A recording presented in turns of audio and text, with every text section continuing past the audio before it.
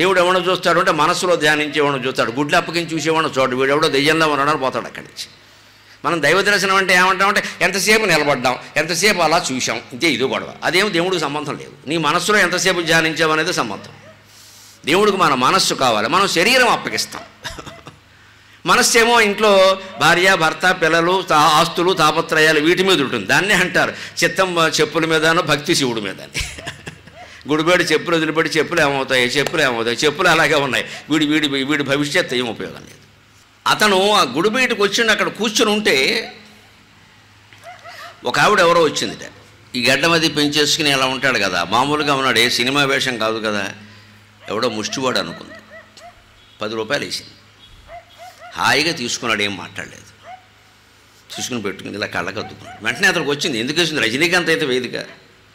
ముష్టివాడు అనుకుని 10 రూపాయలు పోన్లే, మనం ఇప్పుడు ముష్టివాడి పాత్ర ధరిద్దాం, నష్టమేముంది అని తీసుకుని ఆ కళ్ళకద్దుకుని తర్వాత లేచాక ఆయన వెళ్ళిపోతుంటే పూజారి చెప్పి, అమ్మా ఎవరు అనుకుంటున్నావు, అది రజనీకాంత్ అమ్మ అంటే. వెంటనే లేదు చెప్పకండి మీరు ఎందుకు చెప్పాలి. అప్పుడు దగ్గరికి అమ్మా నా నిజ జీవితాన్ని నాకు గుర్తు చేసావు, నీకు నమస్కారం అన్నాడండి. అది సంస్కారం.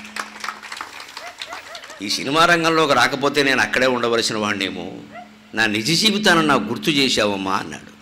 నాకు ఆ సంఘటన విన్నప్పటి నుంచి రజనీకాంత్ రాజకీయాల్లో చేరతాడంటే మళ్ళీ అజ్ఞానంలో పడుతున్నాడా మనిషిని బాధపడ్డా. మనం చేరట్లేదు అని తెలిసాక ఒక కొబ్బరికాయ కొట్టాను నమస్కారం చేసి. సో శను గొడవ వదిలిపోయింది. మనం బాగు చేయగలిగినటువంటి సమాజం కాదండి ఇది. రాజకీయాల ద్వారా అసలే చేయలేమండి, పార్టీలో చేరడం ద్వారా చేయలేమండి. నిష్పక్షపాతంగా వేరే చోట ఉండి మనం మాట్లాడితే కొంత మెరుపులు వస్తాయండి. మనం అందులో చేరామంటే వెంటనే ఓ ముద్ర వేస్తారు. వాడు అది కాబట్టి అలా మాట్లాడుతున్నాడంట. చేరనంతకాలం మేము ఏం మాట్లాడినా మీరు నిష్పక్షపాతంగానే చూస్తారు. నిజమే కదండి ఆయన చెప్పింది అంటారు. నాకు పార్టీలు అంటకట్టలేరు. నేను ఓ పార్టీలో చేరాను అనుకోండి, వెంటనే అంటకట్టేస్తారు. ఇక నేను మాట్లాడిన నిజం కూడా అబద్ధంగానే ఉంటుంది, అబద్ధం కూడా నిజంగానే ఉంటుంది. చేరకుండానే ప్రత్యక్ష రాజకీయాల్లో చేరకుండానే సంస్కరించవచ్చు మన మనస్సులో ఏమీ కల్మషం లేకపోతే. ప్రత్యక్ష రాజకీయాల్లో చేరడం అంటే పదవులు కోరుకోవడం, అంతకంటే ఇక అది మనలోనే ఉన్నాక వాళ్ళకెందుకు ఉండదు. ఈ అస్థిరమైన జీవితానికి సుస్థిరమైనటువంటి పాలసముద్రంతో బంధం ఏర్పరచాలంటే తాపత్రయాలు వదులుకోవాలి. అప్పుడు శుద్ధమనంబున సంగినట్టి మనశ్శుద్ధి, చిత్తశుద్ధి అంటారు దీన్ని. చిత్తశుద్ధి అంటే చిత్తంలో ఏ ఆలోచనలు లేకపోవడం. మళ్ళీ మంచి ఆలోచనలు ఉండడం కాదండి. మంచి ఆలోచనలు ఉంటే సత్వగుణం, ఏ ఆలోచనలు లేకపోతే గుణాతీత స్థితి. గుణానేతానతి చత్రీన్ దేహి దేహ సముద్భవాన్ జన్మ మృత్యు జరా దుఃఖేర్ విముక్తో అంటాడు భగవద్గీత 14వ అధ్యాయంలో. సత్వగుణానికి కూడా అతీతంగా వెళ్ళిపోవాలి.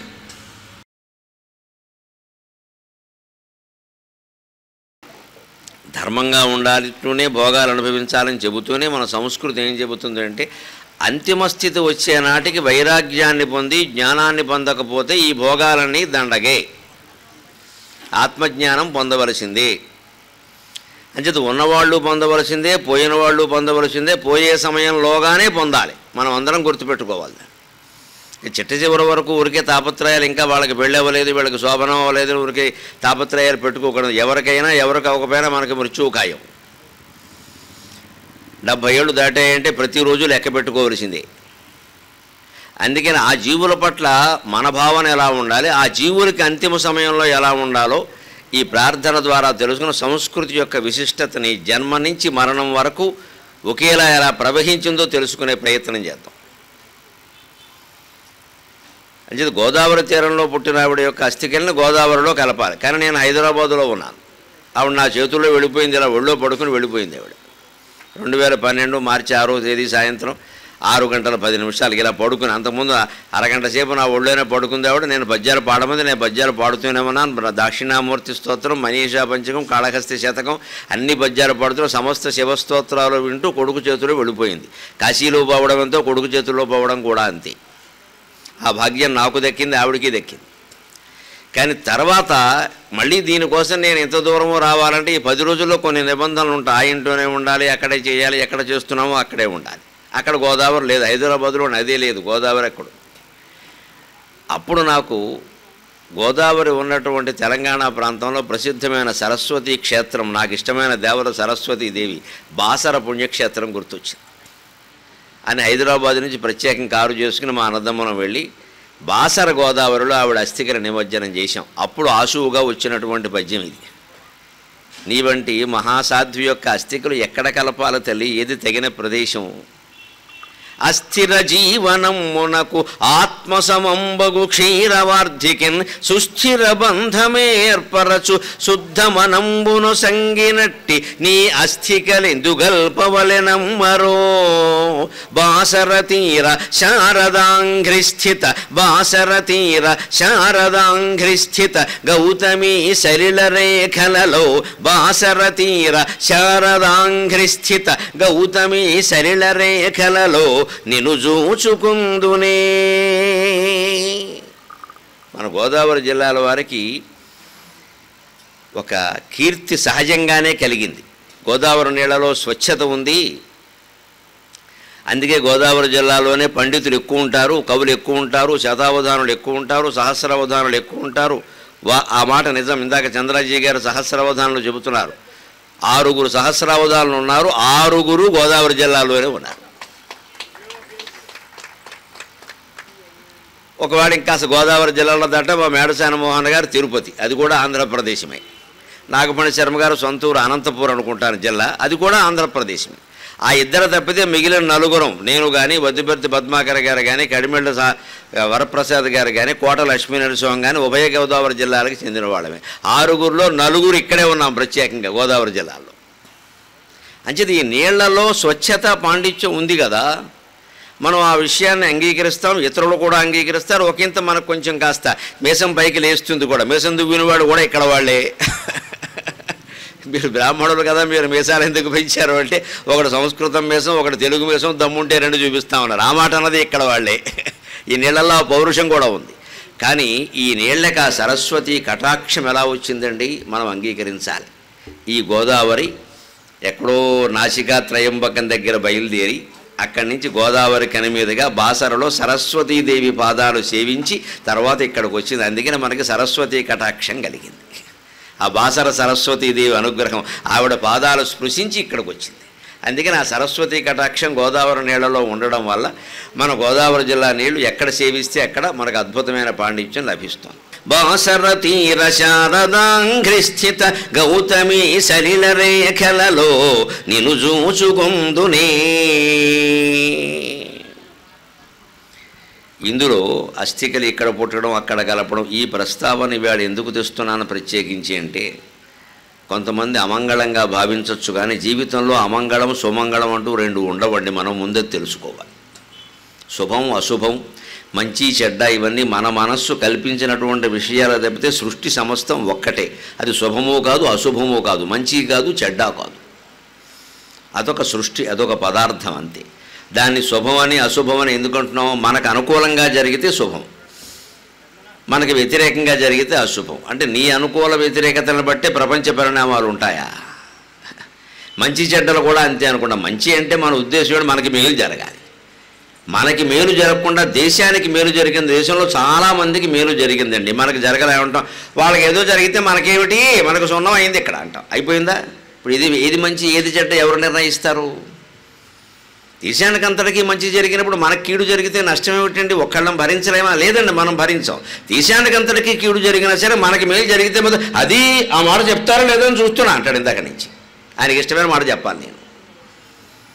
ఆయనకి ఏదో ఇష్టం ఉంది మనస్సులో, ఒకటి కులాహంకారమో, మతాహంకారమో, ప్రాంతాహంకారమో, పురుషాహంకారమో ఏదో దానికి సపోర్ట్ చేస్తూ మద్దతు ఇస్తూ నేను మాట్లాడాను అనుకోండి, అది మాట అలా ఉండాలి. ఆయనకి నచ్చింది. ఆ మాటకి వాళ్ళ ఆవిడ కోపం వస్తుంది. ఎందుకంటే నేను మగాళ్ళని సమర్థించారు, ఆవిడని సమర్థించారు. వెంటనే ఆవిడ చెప్తారులే ఎలాగే అంటారు. వెంటనే అయిపోయిందా? ఇప్పుడు ఏది మంచి ఏది చెడ్డమ్మా? నేను మంచి చెప్పాను, మీకు వేరుగా కనపడ్డాయి. మీకు నచ్చితే ఆ మాట మంచిది, మీకు నచ్చకపోతే చెడ్డది. నేనైనా అంతే, ఎవరైనా అంతే. అంచేది మంచి చెడ్డలు లోకంలో 2 లేవు, శుభాశుభాలు 2 లేవు, పుట్టుక మరణం అంటూ 2 లేవు. 2 ఒకటే. నిజం చెప్పాలంటే పుట్టుక ఒకటే, మరణం ఒకటే. పుట్టిన ప్రాణి గిట్టక తప్పదు, మరణించిన ప్రాణి మళ్ళీ పుట్టక తప్పదు. మనం ఈ జీవితం పట్ల ఒక వెర్రి తాపత్రయాన్ని పెంచుకున్నాం కాబట్టి మనకు మరణం అశుభం కింద కనపడుతుంది. ఆ తాపత్రయం లేనివాడికి మరణం గొప్ప శుభవార్త, చాలా గొప్ప శుభవార్త. ఒక్కరు కూడా చప్పట్లు కొట్టలేరు, ఆ ధైర్యం లేదు మనకి. నేను చేతులు ఎత్తి కొడతా. మరణాన్ని మించిన శుభవార్త. మరణానికి సిద్ధంగా ఉన్నవాడు జీవితం అంతా ధైర్యంగా ఉంటాడు. ఈ జిల్లాలో పుట్టిన అల్లూరి సీతారామరాజు గురించి ఎందుకు చెప్పుకుంటున్నాం? ఆయన మరణానికి సిద్ధపడి ఒక్కడు విల్లంబులతో బ్రిటిష్ ప్రభుత్వాన్ని ఎదిరించాడు. ఆయన గెలవగలను అనుకున్నాడా, తన వల్లనే స్వతంత్రం వచ్చేస్తుంది అనుకున్నాడు. నేను నమ్మిన మన్నెంగూడెం ప్రజలకు నేను న్యాయం చేయగలిగితే చాలు, నా ప్రాణాలు పోయినా మంచిదే అనుకున్నాడు. పెళ్ళాం బిడ్డలు లేని మనిషి, పెళ్లి కాని మనిషి దేశత్యాగం చేశాడే, ఇక్కడ పుట్టాడే.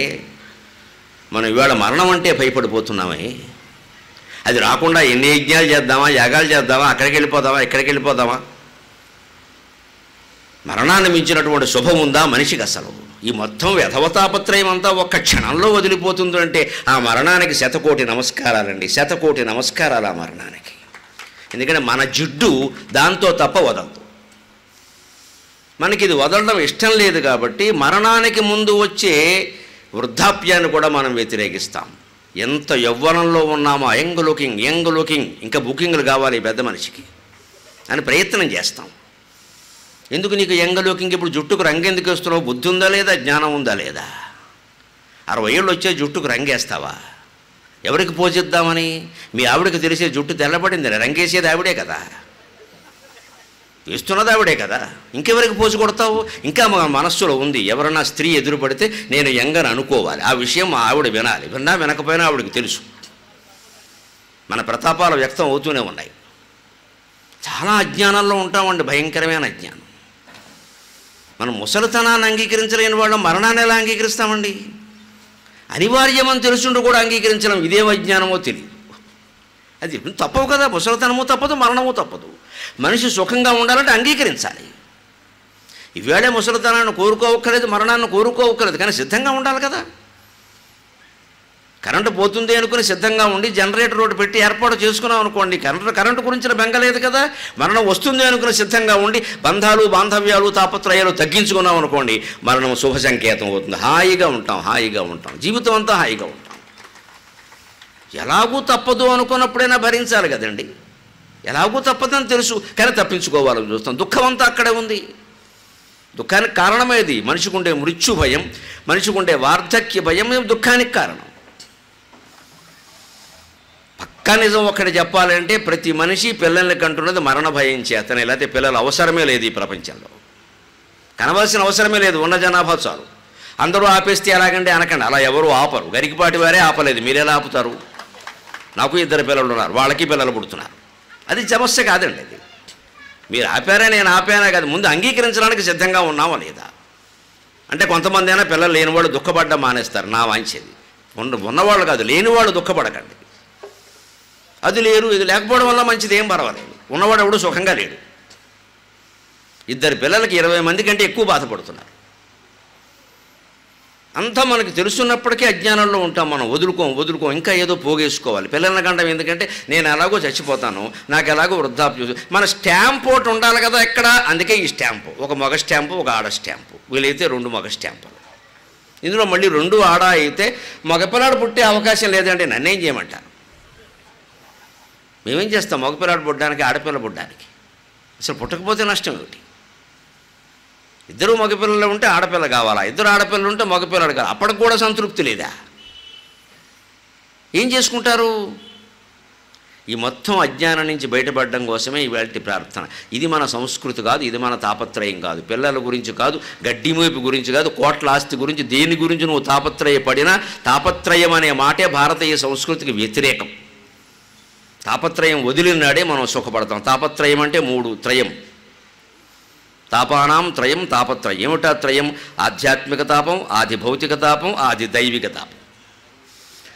ఆధ్యాత్మిక తాపం అంటే శరీరానికి సంబంధించిన రొంప, దగ్గు, జలుబు, జ్వరం, అనేక రకాల వ్యాధులు, మొన్న వచ్చి వెళ్ళిన కరోనా, ఇవన్నీ ఈ భ్రమాత్మకమైనదే మొత్తం జీవితం అంతా. ఇదే ఆధ్యాత్మిక తాపం. ఏ వ్యాధి వస్తుందో ఏమైపోతుందో.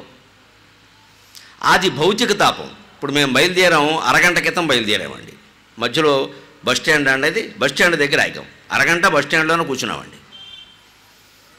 ఇది మేము ఊహించలా. ఇలాంటి ధర్నాలు, ట్రాఫిక్ జాములు, సమ్మెలు, గొడవలు, చికాకులు, భూమండలంలో భూమి మీద రోడ్ల మీద జరిగే వ్యవహారాలు, ఇవన్నీ ఆది భౌతిక తాపాలు. ఆది దైవిక తాపం అతివృష్టి, అనావృష్టి, అష్టగ్రహ కూటమి, గ్రహణాలు మొదలైనవన్నీ జ్యోతిష్శాస్త్రవేత్తలు చెబుతూ ఉంటారే, ఇవన్నీ ఆకాశం నుంచి వచ్చే ఉత్పాతాలు. అవన్నీ ఆది దైవిక తాపాలు. మనకి వచ్చిన ఏ కష్టం చూసినా ఈ 3 ఏదో ఒకటి అవుతుంది. శారీరకమో, మానసిక భయమో, లేదా సమాజంలో జరిగే విషయమో. ఏదో ఒకటి అవుతుంది ఖచ్చితంగా. ఈ తాపత్రయాన్ని గురించి భయపడకుండా ఉండాలంటే అస్థిర జీవనమునకు ఆత్మమయంబగు క్షీరవార్జికిన్ సుస్థిర బంధమేర్పరచు శుద్ధమనంబును సంగినట్టి నీ అస్థికలెందుగల్పవలెనమ్మరో అని ప్రార్థన చేశాను నేను. అందుకే జీవితం అస్థిరమని ముందు గ్రహించాలి. ఆది భౌతిక తాపమో, ఆది దైవిక తాపమో, ఆధ్యాత్మిక తాపమో ఏదో ఒకటి పీడిస్తూనే ఉంటుంది. రొంప తగ్గితే దగ్గు వస్తుంది, దగ్గు తగ్గితే జ్వరం వస్తుంది. జ్వరం వస్తే ఇంటికి 10 మంది చుట్టాలు వస్తారు, వాళ్ళని చూడగానే మనకి జ్వరం వస్తుంది. కొంతమంది రాకపోతే జ్వరం వస్తుంది, కొంతమంది వస్తే జ్వరం వస్తుంది. అంచేది ఏదో ఒకటి మన పీడిస్తూనే ఉంటుందని గ్రహించామనుకోండి, దానికి తయారుగా ఉన్నాం మనం. అంటే జీవితం ముందు అస్థిరం అని గ్రహించుకోవాలి. దీన్ని సుస్థిరం చేసే ప్రయత్నమే చేయొద్దు, అసలు తప్పు. దీన్ని సుస్థిరం చేస్తున్న కొద్దీ జీవితం సుస్థిరం కాకపోగా మనస్సు అస్థిరమైపోతుంది. అంటే దీన్ని ఏం చేయాలి? ఆత్మమయంబగు క్షీరవార్చికిన్ అస్థిర జీవితానికి సుస్థిరమైన క్షీర సముద్రంతో సంబంధం పెట్టాలి. కనెక్షన్ అంటే భగవంతుడితో సంబంధం పెట్టాలి. క్షీర సముద్రం అంటే క్షీర సముద్రంలో శయనించినటువంటి శ్రీమన్నారాయణమూర్తి. శాంతాకారం భుజగశయనం పద్మనాభం సురేశం విశ్వాకారం గగన సదృశం మేఘవర్ణం శుభాంగం లక్ష్మీకాంతం కమలనయనం యోగి హృద్యానగమ్యం వందే విష్ణుం భవభయకరం సర్వలోకైకనాథం. భవభయకరం అన్నారు. భవం అంటే జీవితం. జీవితం పట్ల నీకుండే అన్ని భయాలు తొలగించగలిగింది భగవద్భక్తి ఒక్కటే. ఆ భక్తి కుదరాలంటే జ్ఞానము వైరాగ్యము రెండూ ఉండవలసిందే. అందుకే మనం ఏ రాజకీయ పార్టీ కంటే కూడా మనం గౌరవించవలసిన రాజకీయ పార్టీ ఒకటే, భక్తి జ్ఞానం వైరాగ్యం. BJY అది నా పార్టీ, భక్తి జ్ఞానం వైరాగ్యం. BJV అన్నమాట. భక్తి జ్ఞానం వైరాగ్యం అది పార్టీ కావాలి. భక్తి నేర్పాలి, జ్ఞానం నేర్పాలి, వైరాగ్యం నేర్పాలి. పార్టీలు పెట్టేవాళ్ళకి వాళ్ళకే లేదు వైరాగ్యం. వైరాగ్యం లేక పార్టీ పెడుతున్నాడు. ఎందుకు పెట్టాడు? ఇప్పుడు నాకు తెలిసి ఈ లోకంలో సుఖంగా ఉన్న జీవులు ఎవరంటే రజనీకాంత్కి ఓటేస్తాను నేను. సుఖంగా ఉన్నాడు, హాయిగా ఉన్నాడు, హాయిగా ఉన్నాడు, ఏ గొడవ లేదు, ఇంట్లో కూర్చున్నాడు. పార్టీ పెట్టుంటే ఈ పార్టీకి మొత్తం మోకాళ్ళు మోచేతులు విరిగిపోయి ఉండేవి. అనవసరంగా పార్టీలు పెడుతున్న వాళ్ళు ఏమి ఇబ్బందులు పడుతున్నారో, ఇంకా ముందు ఏం పడతారో చూస్తారు అందరూ కూడా. దేనికి పెట్టి ఏమిటి చేస్తావు? ఇప్పుడు సుఖంగా ఉండడం చేతగా ఉండనేదండి లోపల. నేను నా ప్రాధాన్యం అంతే గొడవ వచ్చేస్తుంది అక్కడ. ఇంతమంది అభిమానులు ఒత్తిడి చేస్తున్నా సరే ఆయనకు ఆరోగ్యం గురించి ఎప్పుడైతే డాక్టర్లు చెప్పారో అప్పుడు వెంటనే ఒక నిర్ణయం తీసుకుని అభిమానులందరూ నన్ను క్షమించండి, నేను అమెరికా వెళుతున్నాను, ఆరోగ్యం చూసుకుంటాను, గుడ్ బై అని చెప్పాడు. రజనీకాంత్కి నమస్కారం. యోగం పట్టింది బాగా. రాఘవేంద్ర స్వామి భక్తుడండి, పట్టకేం చేస్తుంది. అతనిలో ఉన్నది భక్తి నాకు తెలుసు, అతనిలో ఉన్నది జ్ఞానం, అతనిలో ఉన్నది వైరాగ్యం కూడా. ఏదో ప్రత్యేకమైన అభిమానంతో మాట్లాడాలి. అతను జీవితంలో ఒక ఘట్టం నేను పత్రికలో చదివి ఉండవలసిన వాడు జ్ఞాని అంటే ఇతను అనుకున్నాను. అతను ఓ రోజు దర్శనం చేసుకుందామని అమ్మవారి గుడిలోకి మద్రాసులో వెళ్ళి మామూలుగానే ఎవరికీ తెలియకుండా తెల్లారకట్టి వెళ్ళాట 5 గంటల ప్రాంతంలో ఉండి. మామూలు అయితే ఇంకా మమ్మల్ని వెళ్ళనివ్వట్లేదు. పొద్దున్నే బయలుదేరితే మొత్తం పూర్ణ కుంభాలు శాలువాలు దండలు తీసుకు తయారవుతారు. రజనీకాంత్ని వెళ్ళనిస్తారా? దేవుణ్ణి చూడనిస్తారా?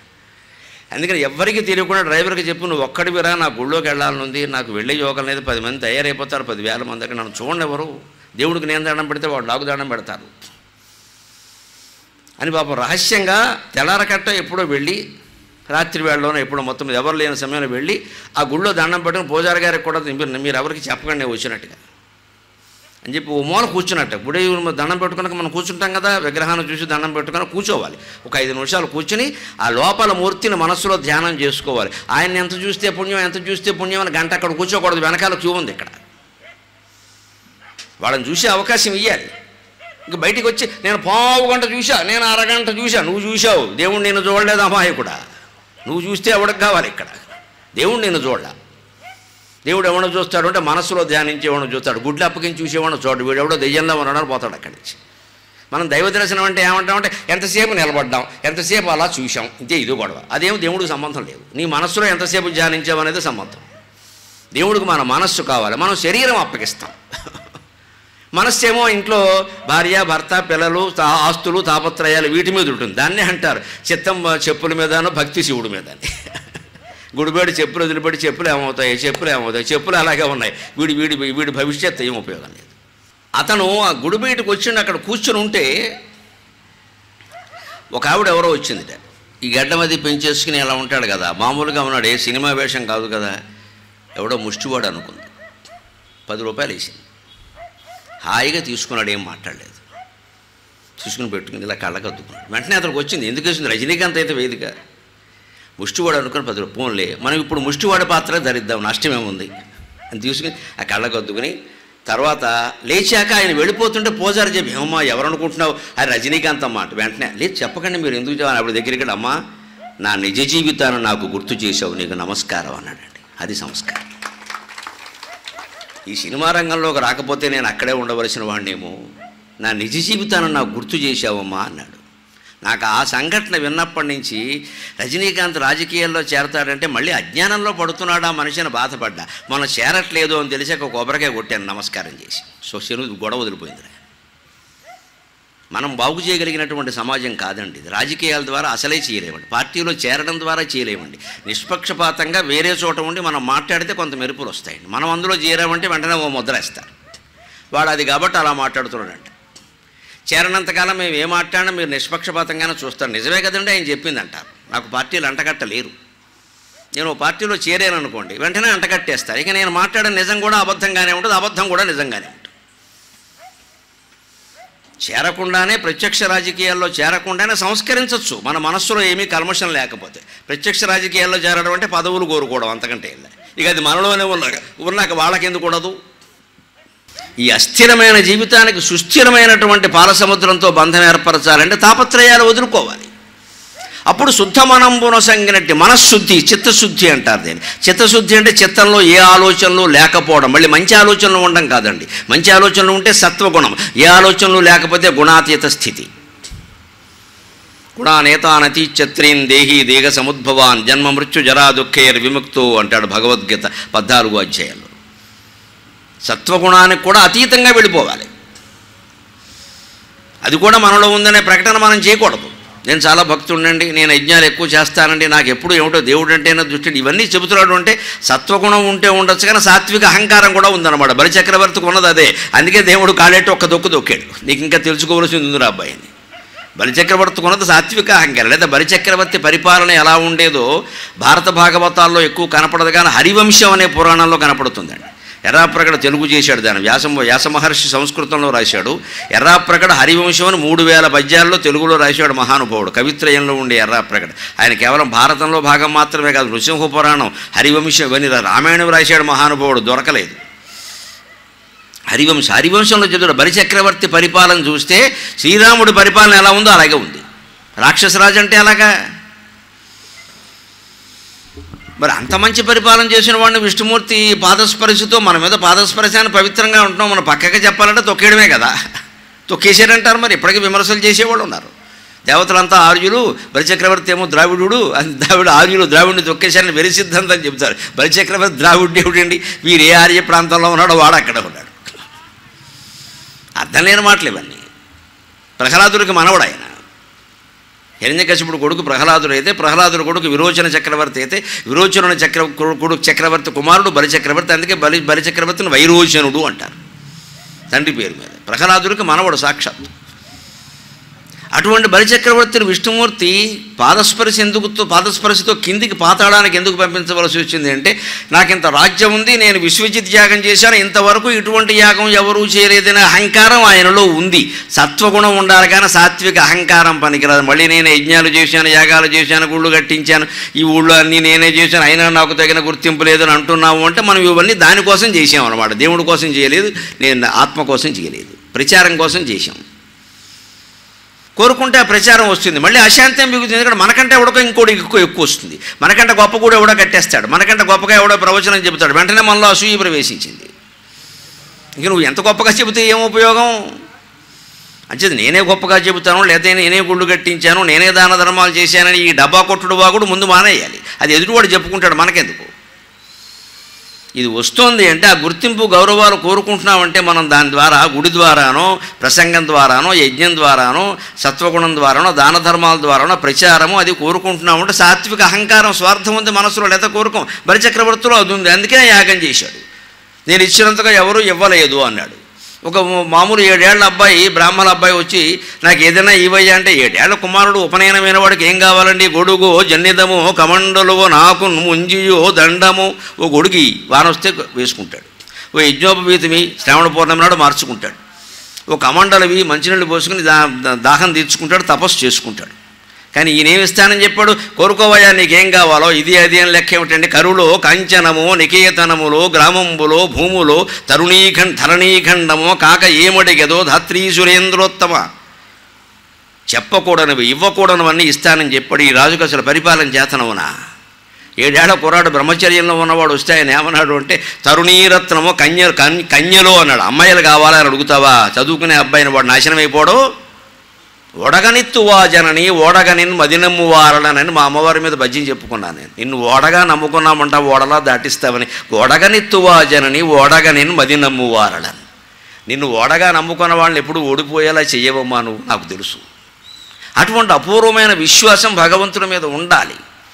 అంటే క్షీరసాగరంలో ఉన్న శ్రీమన్నారాయణమూర్తితో, మణిద్వీపంలో ఉన్న అమ్మవారితో, కైలాసంలో ఉన్న పరమేశ్వరునితో, శబరిమలలో ఉన్న అయ్యప్ప స్వామితో, కాణిపాకం సహా అన్ని క్షేత్రాల్లో విరాజులతో మనం నిత్యం ప్రతి పూజకు ముందు మనం అనుగ్రహిస్తున్న గణపతి దేవునితో మనం ఒక నిత్య సాంగత్యాన్ని ఏర్పరచుకోవాలి. నిత్య సాంగత్యం అది సంస్కృతి, అది సంప్రదాయం. అది మనం పాటించాలి అంటే స్నానం చేసిన వెంటనే ఆడది వెళ్ళవలసింది తులసి మొక్క దగ్గరికి, మొగాడు వెళ్ళవలసింది దీపం పెట్టిన పూజా మందిరంలోకి. ఇది భార్యాభర్తలుగా ఉన్న వాళ్ళందరూ అలవాటు చేసుకోవాలి. అటువంటి దివ్య సంస్కృతిని కోల్పోయాం కాబట్టి ఇవాళ దేశంలో ప్రతి ఒక్కళ్ళు బాధపడుతున్నాం, దేశము బాధపడుతున్నాం. బ్రిటిష్ వాళ్ళు రాకముందు ఈ దేశం ఎలా ఉండేది అంటే, పూష వెలుంగులో తులసి మొక్కకు దోసిలియొగ్గి, పూష వెలుంగులో తులసి మొక్కకు దోసిలియొగ్గి, వేద నిర్ఘోషను డొక్క శుద్ధికని, వేద నిర్ఘోషను డొక్క శుద్ధికని గోవుల సేవలు చేసి. పూష వెలుంగులో తులసి మొక్కకు దోసిలియొగ్గి, వేద నిర్ఘోషను డొక్క శుద్ధికని గోవుల సేవలు చేసి. వేషముల్ భూషలు పాడి పంటలను పుట్టిన చోటనే పొందు, వేషముల్ భూషలు పాడి పంటలను పుట్టిన చోటనే పొందు. ఆ స్వయం పోషకమైన గ్రామములు, ఆ స్వయం పోషకమైన గ్రామములు బూడిదయ్యే పరాయి పాలనన్. బ్రిటిష్ వారి పరిపాలనలో భారతదేశం ఎంత బాధపడిందో చెబుతూ సాగర ఘోష కావ్యంలో రాసిన పద్యం ఇది. పూష వెలుంగులో సూర్యోదయం ఇంకా కాకముందే ఈ దేశంలో ప్రతి ఇల్లాలు కులభేదం లేకుండా స్నానం చేసి ఉతికిన చీర కట్టుకుని సిగలో ఇంత మల్లె పువ్వు చామంతి పువ్వు ఏది ఏ కాలంలో ఏ పువ్వు పూస్తే ఆ పువ్వు జడలో తురుముకిన మొత్తైదువుగా వెళ్ళి తులసి మొక్క చుట్టూ 3 ప్రదక్షిణాలు చేసి దోషి నీళ్లు పోసిందండి. ఈవేళ మళ్ళీ నేను గమనిస్తున్నా, ఏ మాటకు ఆ మాట చెప్పాలి. 10-15 ఏళ్లుగా ప్రవచన పరంపర పెరుగుతూ ఉండడం వల్ల చాలా ఇళ్లలో మళ్ళీ తులసి మొక్కల్ని ఆరాధించే సంస్కృతి పెరిగింది. ఇంటి ముందు దీపాలు పెడుతున్నారు, కాస్త శుచి శుభ్రత పాటిస్తున్నారు. ప్రవచనకర్తలందరికీ నేను ధన్యవాదాలు తెలియజేస్తున్నాను. వారి కారణంగానే ఇది జరిగింది. దాని మహిమ దీని మహిమ ఏదో కాస్త చెప్పడం వలన ఆ దృష్టి ఏర్పడింది. మేము హైదరాబాదులో 2011లో వెళ్ళినప్పుడు మా ఎదురు అపార్ట్మెంట్లు ఎలా ఉండేవి, ఇప్పుడు అలా లేవు. శుభ్రంగా పొద్దున లేవగానే ఇళ్ళాలు బయటకు వచ్చి దీపాలు పెట్టేస్తోంది, ఇంట్లో దీపం పెడుతోంది పూజా మందిరంలో. అసలు 5-6 గంటలకు ముందు లేచి స్నానాలు చేయాలనే ఆలోచన ఆడ మగ అందరిలో వచ్చింది, చాలా భాగం వచ్చింది, ఇంకా రావాలి. అదే మన సంస్కృతి. మొక్కల్ని ఎందుకు పూజిస్తాం? వాటి వెనకాల విజ్ఞాన శాస్త్రం అంతా ఉంది. తులసి మొక్క ఇంటి ముందు ఉంటే కీటకాలు రావు. లక్ష్మీ తులసి, కృష్ణ తులసి, కృష్ణ తులసి ఉంటే పావులు రావు. ఆ వాసన వాటికి పడదు. ఈవేళ మనం దోమల కోసం గుడ్ నైట్ అని ఆల్అవుట్ అని రకరకాలు పెట్టుకున్నాం. కొన్ని రకాల మొక్కలు ఇప్పటికీ వృక్షశాస్త్రం చేసిన వాళ్ళు చెప్తారండి, ఆ మొక్కలు మీరు పడగదిలో పెట్టుకుంటే దోమలు రావమ్మా, ఇవన్నీ అవసరం లేదు. ఆల్అవుట్ పెట్టామంటే అర్థం ఏంటంటే దోమల ఆల్అవుట్ కాదు, మీరే ఆల్అవుట్, దోమలే ఉంటాయి. ఈ మొక్కలు 2 మొక్కలు బెడ్రూమ్లో పెట్టామనుకోండి, దోమలకి కీటకాలు హరించే మొక్కలండి అవి. ఆ వాసన వాటికి పడదు, వెళ్ళిపోతాయి.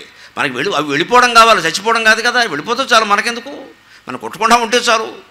ఇక్కడ ఆల్అవుట్ పెట్టడం, అక్కడ గుడ్ నైట్ పెట్టడం, సాయంత్రం అయ్యేసరికి పెద్ద వీరాభిమన్యుల్లాగా ఓ బ్యాట్ ఒకటి వేసుకు బయలుదేరడం, 200 పెట్టుకొని టిక్కు టిక్కు టిక్కు ఎన్ని కొట్టినా వస్తాయి. ఇక్కడ నేను ఎత్తిమి కొట్టుకో గొడవ వదిలిపోతుంది.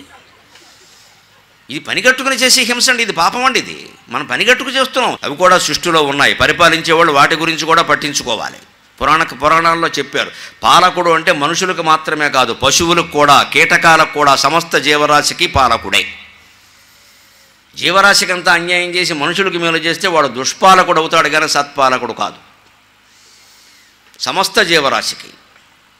అభిజ్ఞాన శాకుంతల నాటకంలో కాళిదాసు చెబుతాడు అద్భుతమైన మాట. అక్కడ శకుంతలను ఆయన సమీపించినప్పుడు దుష్యంతుడు ప్రవేశపెట్టడానికి మంచి సందర్భం కావాలి కదా. ఈ శకుంతల ముఖం పద్మల్లా ఉంటుందిగా, అమ్మాయి అందమైన అమ్మాయి కదా, మరి అందున క్షత్రియుడు విశ్వామిత్రుడికి పుట్టింది, మేనక అప్సరసకి పుట్టింది, అందంగా ఎందుకు ఉండదు? అందుకని అందంగా ఉంది ఈవిడ. ఆ అందమైన ముఖం పద్మల్లా ఉందిట. ఆ పద్మం మీదకి తుమ్మెదలు మాటిమాటికి వాళ్తున్నాడు. అందుకని ఇలా కొట్టి రక్షమాం రక్షమాం రక్షమాం ఉంటుంది. వెంటనే రక్షించేవాడు రాజే కదా అని దుష్యంతుడు ప్రవేశిస్తాడు. అది కాళిదాసు గొప్పతనం, ఊహ. రక్షించేవాడు రాజే కదా, అందుకని వచ్చి తుమ్మెద నుంచే రక్షించేది. అదో సందర్భం. అంటే కీటకాల బారి నుంచి ప్రజల బారి నుంచి కీటకాలను కూడా రాజు రక్షించాలండి. కీటక నాశనం జరుగుతుంటే రాజుకి నష్టం జరుగుతుంది. ఆయన రాజ్యంలో అవి కూడా ఉన్నాయి. మన ఇంట్లో మనమే ఉండవమ్మా, దోమలు ఉంటాయి. వాటి నువ్వు కుట్టకుండా చూసుకో, కానీ మొత్తం లేకుండా చేస్తానంటావేంటి? దోమలకేం ప్రత్యేకమైన ఆవాసాలు లేవు కదా. మరి మన దోమలు ఎక్కడి నుంచి వచ్చాయి? మన మురికి కాలువలో వచ్చాయి. మురికి కాలువలో మన వల్ల వచ్చాయి, దోమల వల్ల రాలేదే. డ్రైనేజ్ కాలువ మన వల్ల వచ్చిందా, దోమల వల్ల వచ్చిందా? మన వల్ల మురికి కాలువలు వచ్చాయి, మురికి కాలువలో దోమలు వచ్చాయి. లేకపోతే అవి పుట్టనే పుట్టవు, కుట్టనే కుట్టవు. మనం చంపేస్తే అలాగ భారతీయ సంస్కృతి దానికి అంగీకరించదు. దానికోసం ఏం చేయాలి? నివారణోపాయం చేసుకో. అవి ఇంట్లోకి రాకుండా చూసుకో. ముఖ్యంగా పడుకునే గదిలోకి రాకపోతే చాలు. పగలంత బాధే ఉండదు వాటితోటి. పగలు ఈగల బాధ, రాత్రి దోమల బాధ అంట. అందుకని పగలు ఈగల బాధ, రాత్రి బాధ. పగలు ఈగల బాధట, రాత్రి దోమల బాధట, ఒక్కో రాత్రి దొంగల బాధట. ఈ 3 బాధలు ఎప్పుడప్పుడు ఉంటాయి. కానీ ఎప్పుడు ఉండే బాధ ఏమిటంటే భార్యకి భర్త బాధ, భర్తకి భార్య బాధ. ఇవి ఎల్లకాలాల్లో ఉంటాయి, రాత్రి పగలు కూడా ఉంటాయి అన్నారు. మశక మత్కుణ రాత్రౌ మక్షిక భిక్షుక దివారాత్రౌ ప్రభాధేతే ధూర్తా భార్య పిపీలిక అన్నాడు శాస్త్రంలో. పనికిమాలిన భార్య కానీ పనికిమాలిన భర్త కానీ ఒకళ్ళనొకళ్ళు బాధ పెట్టుకుంటూ ఆక్షేపించుకుంటూ ఉంటారు. వాళ్ళకి పగలు లేదు, రాత్రి లేదు. పడుకునే వరకు తిట్టుకోవడమే పని, లేచాక మళ్ళీ తిట్టుకోవడమే పని. ఇదంతా పిల్లల ముందే జరుగుతుంది, లైవ్లో ప్రత్యక్ష ప్రసారం అన్ని కేంద్రాల్లోనూ. ఇంక పిల్లలు అలాగే తయారవుతారు. తల్లిదండ్రులు తిట్టుకుంటూ నిద్రలేస్తే పిల్లలు కొట్టుకుంటూ లేస్తారు. ద్రోణాచార్యుడు రజోగుణం పెంచేసుకుని బాగాను వదిలేయవలసిన రెండవల వ్యవహారాన్ని వదిలేయకుండా ద్రౌపదుణ్ణి, ఆయన రాజ్యాన్ని, ఆయన సైన్యాన్ని సమస్తాన్ని నాశనం చేయాలని చూశాడు. అందుకే ఆయనకి ఎటువంటి కొడుకు పుట్టాడు? అశ్వత్థామ పుట్టాడు. బ్రాహ్మణ కులంలో అటువంటి వాడు పుట్టాడు, అసలు సాధ్యం కాదు. పుట్టాడు. ఆయన రజోగుణంతో పుడితే ఈయన తమో గుణంతో పుట్టాడు. అర్ధరాత్రి పాండవుల శిబిరం మీద దాడి చేసి యుద్ధం చేయకుండా నిద్రపోతున్న వాళ్ళని 3000 మందిని చంపేశాడు, ఊచకోత కోశాడు. ఒక బ్రాహ్మణుడు చేసే పని ఇది. ఆ కులంలో ఇటువంటి లక్షణం ఉంటుందా? అసలు సత్వగుణం కదా బ్రాహ్మణ కులం అంటే. అందులో ఆ రోజుల్లో ద్వాపర యుగంలో ద్రోణాచార్యుడికి పుట్టాడు, ఏమి తక్కువ? ద్రోణాచార్యుడు అంటే భరద్వాజ మహర్షి మానవుడు ఎలా అవడం ఏమిటండి? ఎందుకు అవుతాడు? ద్రోణాచార్యుడు లోపం అది. ఈయన రజోగుణం పెంచుకున్నాడు, సత్వగుణం పెంచుకోవలసింది పోయి. పిల్లాడు ఏం చేశాడు? తమో గుణం. నాన్నగారు మీకంటే 2 ఆకులు ఎక్కువ చదివాను అన్నాడు. అంటే తల్లిదండ్రులు సరిగ్గా ఉంటేనే కదా పిల్లలు సరిగ్గా ఉండేది. మనం సరిగ్గా ఉన్నా వాళ్ళు ఉంటామని ఖచ్చితంగా చెప్పలేము. మనమే సరిగ్గా ఉండకపోతే ఇక వాళ్ళ నుంచి ఏం ఆశిస్తామండి? అంచేది అక్కడే ఉందంత. అంచేది లేవగానే ఈ సంస్కృతి, తులసి మొక్క, దానికి పూజ చేయడం, అక్కడ ఏదో కాస్త నీళ్లు పోయడం, ఓ దండం పెట్టడం, ఇది కనపడాలి ఖచ్చితంగా. వేద నిర్ఘోషనుడొక్క శుద్ధిగని. వేదం చదవాలి, విన్నైనా వినాలి. బ్రాహ్మణోత్తములైన వాళ్ళు ఈ ప్రాంతంలో ఎక్కువ ఉన్నారని విన్నా, నమస్కారం పెట్టి కోరుతున్న వేదాన్ని వదలకండి. వేద నిర్ఘోషం మీ ఇంట్లో వినపడాలి. ఇప్పుడు కుటుంబంలో ఒక్కడికైనా వేదాన్ని నేర్పాలి. నాకు చెప్పే అర్హత లేదు, కానీ చెప్పవలసిన వాడిని కాబట్టి చెబుతున్నా. వేదం వదిలేయడం వల్లే బ్రాహ్మణ కుటుంబాలు దెబ్బతింటున్నాయి. వేదం వదిలేసాం, వేరే వృత్తులన్నీ చేపెట్టాం, అవి మనకి చేత కావు. ఇది వదిలేసాం, ఉన్నది వదిలించుకున్నాం, లేనిది మనకు పట్టలేదు, దరిద్రం అనుభవిస్తున్నాం. ఇంకేవో సాఫ్ట్వేర్ అండి, హార్డ్వేర్ అండి, అనవసరమైన వ్యవహారాలు ఇవన్నీ. ఈవేళ వాళ్ళెవరు వేద పండితుల కంటే సుఖంగా లేరు. వేద పండితుడు కాళ్ళకి దండం పెట్టి డబ్బులు ఇస్తారు. సాఫ్ట్వేర్ వాడికి కవర్లో పెట్టిస్తారు, లేకపోతే బ్యాంకులో వేస్తారు. ఎప్పుడు వేస్తారో తెలియదు, చచ్చిపోతున్నారు. ఇప్పుడు ఈ వర్క్ ఫ్రమ్ వచ్చి ఇంట్లోనే తద్దినాలు పెట్టుకోవడం వచ్చిన తర్వాత రాత్రి పగలు దూరితే రాత్రి వరకు బయటికి రావట్లేదు మనిషి. ఇదా ఇంత అవసరమా? 12 గంటలు, 13 గంటలు, 14 గంటలు.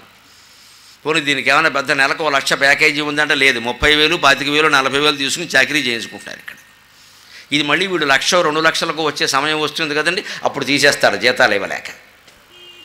బాగా చేస్తేనేమో ప్యాకేజీ పంచాలి కాబట్టి తీసేస్తారు, బాగా చేయకపోతే చేయలేదు కాబట్టి తీసేస్తారు. అదే వేదము శాస్త్రం నేర్చుకుని దాని మీద ఆధారపడి వచ్చిన దాంతోనే బతకగలిగితే ఎవడూ మన తీసేవాళ్ళు లేడండి. వేదమాత కాపాడి తీరుతుంది. ఎప్పుడూ వేద పండితులకు బుకింగులు మన భాషలో చెప్పాలంటే ఉంటూనే ఉంటాయి. అందులో 10-15 ఏళ్ల కారణంగా మనకి ఎక్కువయ్యే ఉగాది వస్తే ఎవడు దొరకడు అసలు. పంచాంగం చెప్పే వాళ్ళకి, జ్యోతిష్ శాస్త్రం చెప్పే వాళ్ళకి, వేదం చదువుకున్న వాళ్ళకి ఏం లోటు లేదండి. పౌరోహిత్యానికి కూడానండి. ఏదో కరోనా వల్ల ఇబ్బందులు వచ్చాయి కానీ మళ్ళీ ఉంటాయి, చేసుకోవచ్చు, పెద్ద ప్రమాదం లేదు. ప్రతి ఇంట్లోనూ శుభకార్యాలు అశుభాలు, శుభానికి అశుభానికి రెండింటికి. అయితే యజ్ఞోపవీతం ఇటు లేకపోతే అటు, లెక్కేముంది, కుడి ఎడమ రెండు మనమే. తిరుగులేని వృత్తి అండి. కానీ ఈవేళ ఒక వ్యామోహం, ఇంగ్లీష్ వ్యామోహం ఆవరించడం వల్ల బ్రాహ్మణుల కుటుంబాల్లో కూడా మేము సాఫ్ట్వేర్ అయితే పిల్లనిస్తాం, నెలకు 25,000 జీతమైనా సరే, 50,000 జీతం ఉన్నా సరే పురోహితుడికి అర్చకుడికి పిల్లనిచ్చేవాళ్ళు లేరు. ఈవేళ చాలా యాతన పడుతున్నారు వాళ్ళు. ఉన్నవాళ్ళు పిల్లనివ్వరు, వేరే వాళ్ళని చేసుకుంటే వంకమర వాడు బతకాలా చావాలా? ఎలా చేరతారు? మనం ప్రోత్సహించాం, మనం నిరుత్సాహపరుస్తాం, మనమే వంకలెడతాం, మళ్ళీ వృత్తులన్నీ పాడైపోయాయి. అంచేత వేద నిర్ఘోష ఏ ఇంటి అరుగు మీద వినపడుతుందో ఆ ప్రాంతం అంతా కనీసం ఒక శాస్త్రం లెక్కల్లో చెప్పాలంటే 10-15 మైళ్ళ వరకు ఏ వ్యాధులు ఉండవండి. వేదం వినపడితే ఆ స్వరం కారణంగా 10-15 మైళ్ళ చుట్టుపక్కల ఏ వ్యాధులు ఉండవండి. శారీరక మానసిక వ్యాధులన్నీ నశిస్తాయి. వేదపారాయణ అంత మహిమాన్వితమైంది. అటువంటి వేదపారాయణ మనం వదిలేసాం. ఇవాళ ఏదో సందర్భం వస్తేనే చేస్తున్నాం అంతే. వేదము దివ్యనాదము, వివేక సునాదము, భవ్య భారతీనాదము, వేద పండిత నినాదము, దుర్మద బుద్ధి మత్సర ఛేదము, షడ్రిపోద్ధతి నిషేధము, మోదము శైవ వైష్ణవామోదము, శ్రోత్రయుగ్మముల పేర్చిన త్రుప్పు వదల్సునెప్పుడు. తులసి పూజతో జీవితం ప్రారంభం కావాలి స్నానం తర్వాత. అది భారతీయ సంప్రదాయం. ఆ పైన వేదం చదవనైనా చదవాలి, విన్నైనా వినాలి. అంటే మన ఇంటి చుట్టుపక్కల బ్రాహ్మణులు ఉండేలా చూసుకోవాలి. బ్రాహ్మణులు లేకపోతే ఆ ఊరు వదిలేమని చెప్పారు. అప్పిచ్చువాడు వైద్యుడు ఎప్పుడు ఎడతెగకపోరు ఏరును ద్విజుడును, చొప్పొడిన ఊర నుండుము చొప్పొడకున్నట్టి ఊరు చొరకము సుమతి అన్నాడు. ఒక బ్రాహ్మణుడు ఉండి తీరాలి మన చుట్టుపక్కల. ఎందుకంటే మనం చదవకపోయినా ఆయన చదువుతాడు, అది వినపడుతూ ఉంటుంది. ఆయన ఆ వృత్తిలో సుఖంగా ఉండేలా మనం చూడాలి. దాన ధర్మాలన్నీ బ్రాహ్మణులకమ్మని ఎందుకు చెప్పారంటే కులపక్షపాతం కాదమ్మా. వాళ్ళని ఏ ఉద్యోగం చేయొద్దన్నారు, వాళ్ళు బతకాలా వద్దా? అందుకని మిగిలిన వాళ్ళకి ఏం చెప్పారంటే మీ ఇంట్లో శుభం జరిగినా అశుభం జరిగినా షోడశ దానాలు చేయండి, అవి ప్రధానంగా బ్రాహ్మణులకు చేయండి అన్నారు. మరి వాళ్ళు బతకాలి కదండి. వీళ్ళకేం చెప్పారు? మళ్ళీ ఇస్తే పుచ్చుకోండి, అడక్కండి, ప్యాకేజీలు పెట్టకండి అని వీళ్ళకి చెప్పారు. వాళ్ళ ధర్మం వాళ్ళు వదిలేస్తారు, మన ధర్మం మనం వదిలేస్తాం. ఎలాగా? వాళ్ళు ప్యాకేజీలు పెట్టేస్తున్నారు మొత్తం. ఇస్తే పుచ్చుకోండి అని వాళ్ళకి చెప్పారు, ఇవ్వకుండా అడగమని చెప్పలేదు. ఇవ్వమని మనకి చెప్పారు. ఇవ్వమనేది మనము పాటించాం, వాళ్ళకి ఎందుకు ఇవ్వాలి అని మాట్లాడతాం. ఎక్కడ ఎందుకు వస్తుంది ఈ స్వార్థం అంతా? అసలు నాకు వేరే రకంగా సుఖంగా బతికే అవకాశం లేదు కాబట్టి ఏదో చేద్దాం, వచ్చింది నొక్కేద్దాం. అంటే ధర్మం ఎక్కడ తప్పుతుంది? ముందు మనం తప్పుతున్నాం, తర్వాత లోకమంతా తప్పుతుంది. లోకం తప్పినా సరే నేను తప్పను, ఏమైనా సరే అని హరిశ్చంద్రులాగా పట్టెట్టు కూర్చోవడమే. ఏమొస్తుంది? మహా అయితే మృత్యు వస్తుంది. ఆ మృత్యు ఎలాగో వస్తుంది, పేరు మిగిలిపోతుంది. అలాగా వేద నిర్ఘోషను డొక్కశుద్ధిగా గోవుల సేవలు చేసి ఇవాళ గోప్రపంచం గురించి బాగా ప్రచారం అవుతుంది. చాలా సంతోషించాల్సిన విషయం. గోశాల లేనటువంటి దేవాలయం లేదు. మళ్ళీ అపూర్వమైన సంస్కృతి పెరుగుతుంది. చాలా సంతోషించాలి. గోమాతకి సేవ చేస్తే సమస్త దేవతలకి సేవ చేసినట్టే. అన్ని శాస్త్రాలు ఏకగ్రీవంగా అంగీకరించిన విషయం. బలవంత ఏకగ్రీవం కాదండి, స్వేచ్ఛగా ఏకగ్రీవం. అటువంటి గోవుల సేవలు చేసి ఈ కులభేదం లేకుండా, మతభేదం లేకుండా, స్త్రీ పురుష భేదం లేకుండా అందరూ గోవుల సేవలు చేసేవారు. అంతేకాదు ఇక్కడ గుర్తుపెట్టుకోవలసిన విషయం, ఇవాళ గ్రామ పంచాయతీ ఎన్నికలు జరుగుతున్నాయి కదా. గ్రామాలు ఎలా ఉండేవి పూర్వం? వేషములు భూషలు పాడి పంటలను పుట్టిన చోటనే పొందు. మనం వేసుకునే వేషం, వస్త్రాలు ఆ ఊళ్ళో పద్మశాలీలు శాలివారు నేసిన బట్టలే ఆ ఊళ్ళో అందరూ కట్టుకునేవారు. వాళ్ళకి బయటికి వెళ్ళి అమ్మాల్సిన అవసరం లేదు. బయట ఊళ్ళో వాళ్ళు ఎవరు వేరే బట్టలు కొనరు. ఆ ఊళ్ళోనే శాలివారు పద్మశాలీలు వారు నేస్తారు, వారింటికి వెళ్ళి కొనుక్కుంటారు. లేకపోతే బట్టల మూట వారు సైకిల్ ఇవి పట్టుకొస్తారు. అంటే ఆ ఊళ్ళో పండిన పంట ఆ ఊళ్ళోనే వినియోగం. మహా అయితే ఇంకా మిగిలితేనే బయటకి. ఆ ఊళ్ళో ఉన్న పాలు ఆ ఊళ్ళోనే వినియోగం. ఆ ఊళ్ళో నేసిన బట్టలు ఆ ఊళ్ళోనే వినియోగం. ఆ ఊళ్ళో తయారైన కుమ్మరి కుండలు ఆ ఊళ్ళోనే వినియోగం. ఆ ఊళ్ళోనే ఒక కమ్మరి ఉంటాడు, ఇనపనిముట్లు బాగు చేసేవాడు. ఆ ఊరందరూ అక్కడే చేయించుకుంటారు. నేను హైదరాబాద్ వెళ్ళాను గొప్పగా చేయించుకున్నా, మీరు కూడా అందరినీ చేయించుకున్నాను. ఈ కమ్మర్ని తీసుకెళ్ళి హైదరాబాద్లో మకాం పడితే కమ్మర పని పోయి వాచ్మెన్ అయ్యాడు అక్కడ అపార్ట్మెంట్లో. కర్మగాలి. కమ్మర పని పోయి వాచ్మెన్ పడి చాకళ్ళ పరిస్థితి ఏదేనండి అంటే తలుచుకుంటే బాధ వస్తుంది. హైదరాబాద్లో వాచ్మెన్లు అందరూ చాకళ్ళే. మీకు ఈ పని ఏమిటి అని అడిగాను నేను. అక్కడి నుంచి ఇక్కడికి వచ్చామండి ఏదో ఉంటుందని ఏమి లేదు, ఇది మొదలెట్టామన్నారు. వాచ్మెన్కి చాకలికి సంబంధం ఏంటండి? వాడికి ఉతకడం తెలుసు కానీ అక్కడ కాపలాగాడని తెలియదు కదా. వచ్చినవాడు కూడా ఉతికి బారేస్తాడు. ఎందుకు వచ్చింది? వీళ్ళు ఒక వృత్తి నిమిత్తం ఏదో అక్కడికి వెళ్ళిపోయారు, ఆ వృత్తి సరిగ్గా లేదు అక్కడ. అంటే వాచ్మెన్ మొదలు మళ్ళీ చాకల పని తప్పడం లేదు. అపార్ట్మెంట్ వాళ్ళకి అక్కడ ఇస్త్రీ అది ఇక్కడ చేసుకోవచ్చు కదా. ఏమైపోయే స్వయం పోషకమైన గ్రామం ఇవాళ బిచ్చగాళ్ళ గ్రామం కింద తయారైందండి. ఏ గ్రామం చూసినా మాకేదో ఇస్తారండి అనేవాడు తప్పితే నేను సంపాదించుకుంటున్నా అన్నవాళ్ళు లేరమ్మా ఇవాళ పల్లెటూళ్ళు. నాకెంత వస్తుందండి. ఎంత ఆశ్చర్యకరంగా మారిపోయాయండి గ్రామాలు. ఇదివరకు పరాయి పాలనలో జరిగాయని సాగర ఘోష కావ్యంలో రాసే, ఇప్పుడు మన వాళ్ళ పాలనలోనే ఇలా జరుగుతుంది. ఆ ఊళ్ళో తయారు చేసిన బట్టలు ఆ ఊళ్ళో వాళ్ళు వాడరు. అసలు ఆ ఊళ్ళో సాలివారు లేరు ఎవరు. ఎందుకంటే మరి వృత్తి లేకపోతే వాళ్ళు ఎందుకుంటారు? కమ్మరు లేరు, కుమ్మరు లేరు, ఎవరూ పల్లెటూళ్ళు లేరు. పల్లెటూళ్ళు మొత్తం ఖాళీ అయిపోయి అందరూ పట్టణాలకు వెళ్ళిపోయారు. పట్టణాలు పెరిగిపోయాయి, నగరాలు పెరిగిపోయాయి. అక్కడ నీళ్లు లేవు, టాయిలెట్లు కట్టడానికి కూడా అవకాశం లేదు. అంతా ఒకచోట గుమ్మిగూడితే ఎలా ఉంటుందండి? ఇప్పుడు నేను వస్తూ రాజుగారి నోట ఒక విచిత్రమైన మాట విన్నా. గునుపూడు శివారు భీమవరం విలేజ్ అని రాసేవారు. పూర్వం దస్తావేజులు చూసుకోండి మీరు. గునుపూడు శివారు భీమవరం విలేజ్. గునుపూడి పెద్దది, భీమవరం చిన్నది పూర్వం. ఇప్పుడు భీమవరం ముందు గునుపూడు ఎంత ఆశ్చర్యంగా లేదండి? పూర్వం దస్తావేజులు చూస్తే ఇప్పుడే చెప్పారు నాకు ఆయన వస్తుంటే. ఇదేంటి ఆశ్చర్యం అన్న. గునుపూడు శివారు భీమవరం విలేజ్ పూర్వం దస్తావేజులు. గునుపూడి లెక్క మద్రాస్ స్టేట్లో, భీమవరం కాదు. అప్పుడు పశ్చిమ గోదావరి జిల్లా లేదు, కృష్ణా జిల్లా. గునుపూడు పెద్ద గ్రామం అయింది, దాని శివారు భీమవరం అయింది. ఇప్పుడు భీమవరం పెద్ద టౌన్ అయింది. గునుపూడు ఏమో చెప్పుకోవాలంటే గునుపూడు శివాలయం లేకపోతే గునుపూడు లేదు. గునుపూడు అంటే పంచారామం శివాలయం. కానీ ఇదివరకు గునుపూడే ప్రధానమ రాలంటే మొత్తం తిరగబడుతుంది చిత్రం అంతా. పెద్ద పై వాళ్ళు కిందకు వస్తున్నారు, కింద వాళ్ళు పైకెడుతున్నారు. స్వయం పోషకమైన గ్రామం. ఆ ఊళ్ళో చదువుకున్న వ్యవసాయం చేస్తే ఆ ఊళ్ళోనే, కూలీలు కూడా ఆ ఊళ్ళోనే. మా చిన్నతనంలో మా గ్రామంలో కూలీలందరూ మా వాళ్ళే ఉండేవారు, మా ఊళ్ళో వాళ్ళే ఉండేవారు. వాళ్ళు ప్రత్యేకం ఆ వృత్తి చేసేవారు, వాళ్ళ పిల్లలు అదే పని చేసేవారు. ఇవాళ ఫీజులు కట్టాల్సిన అవసరం లేదని అందరినీ ఇంజనీరింగ్ చేయమన్నారు. ఫీజులు కట్టేవాళ్ళు లేడు, చదువు లేదు. ఫీజు రావట్లేదు, చదువు లేదు. అటు ఇటు కాకుండా అయిపోయారు. మొత్తం బూడిద ఎందుకయ్యాయి? ఇక్కడ స్వయం పాలక వ్యవస్థ. మన గ్రామం నుంచి వచ్చే పంట మనం వాడుకోవాలి, ఇక్కడ పండేదే మనం తినాలి. ఏ ప్రాంతంలో పండే పంటలు ఆ ప్రాంత ప్రజలకు తేలిగ్గా అరుగుతాయి. యోగ వాసిష్టంలో ఉంటుంది ఆ మాట.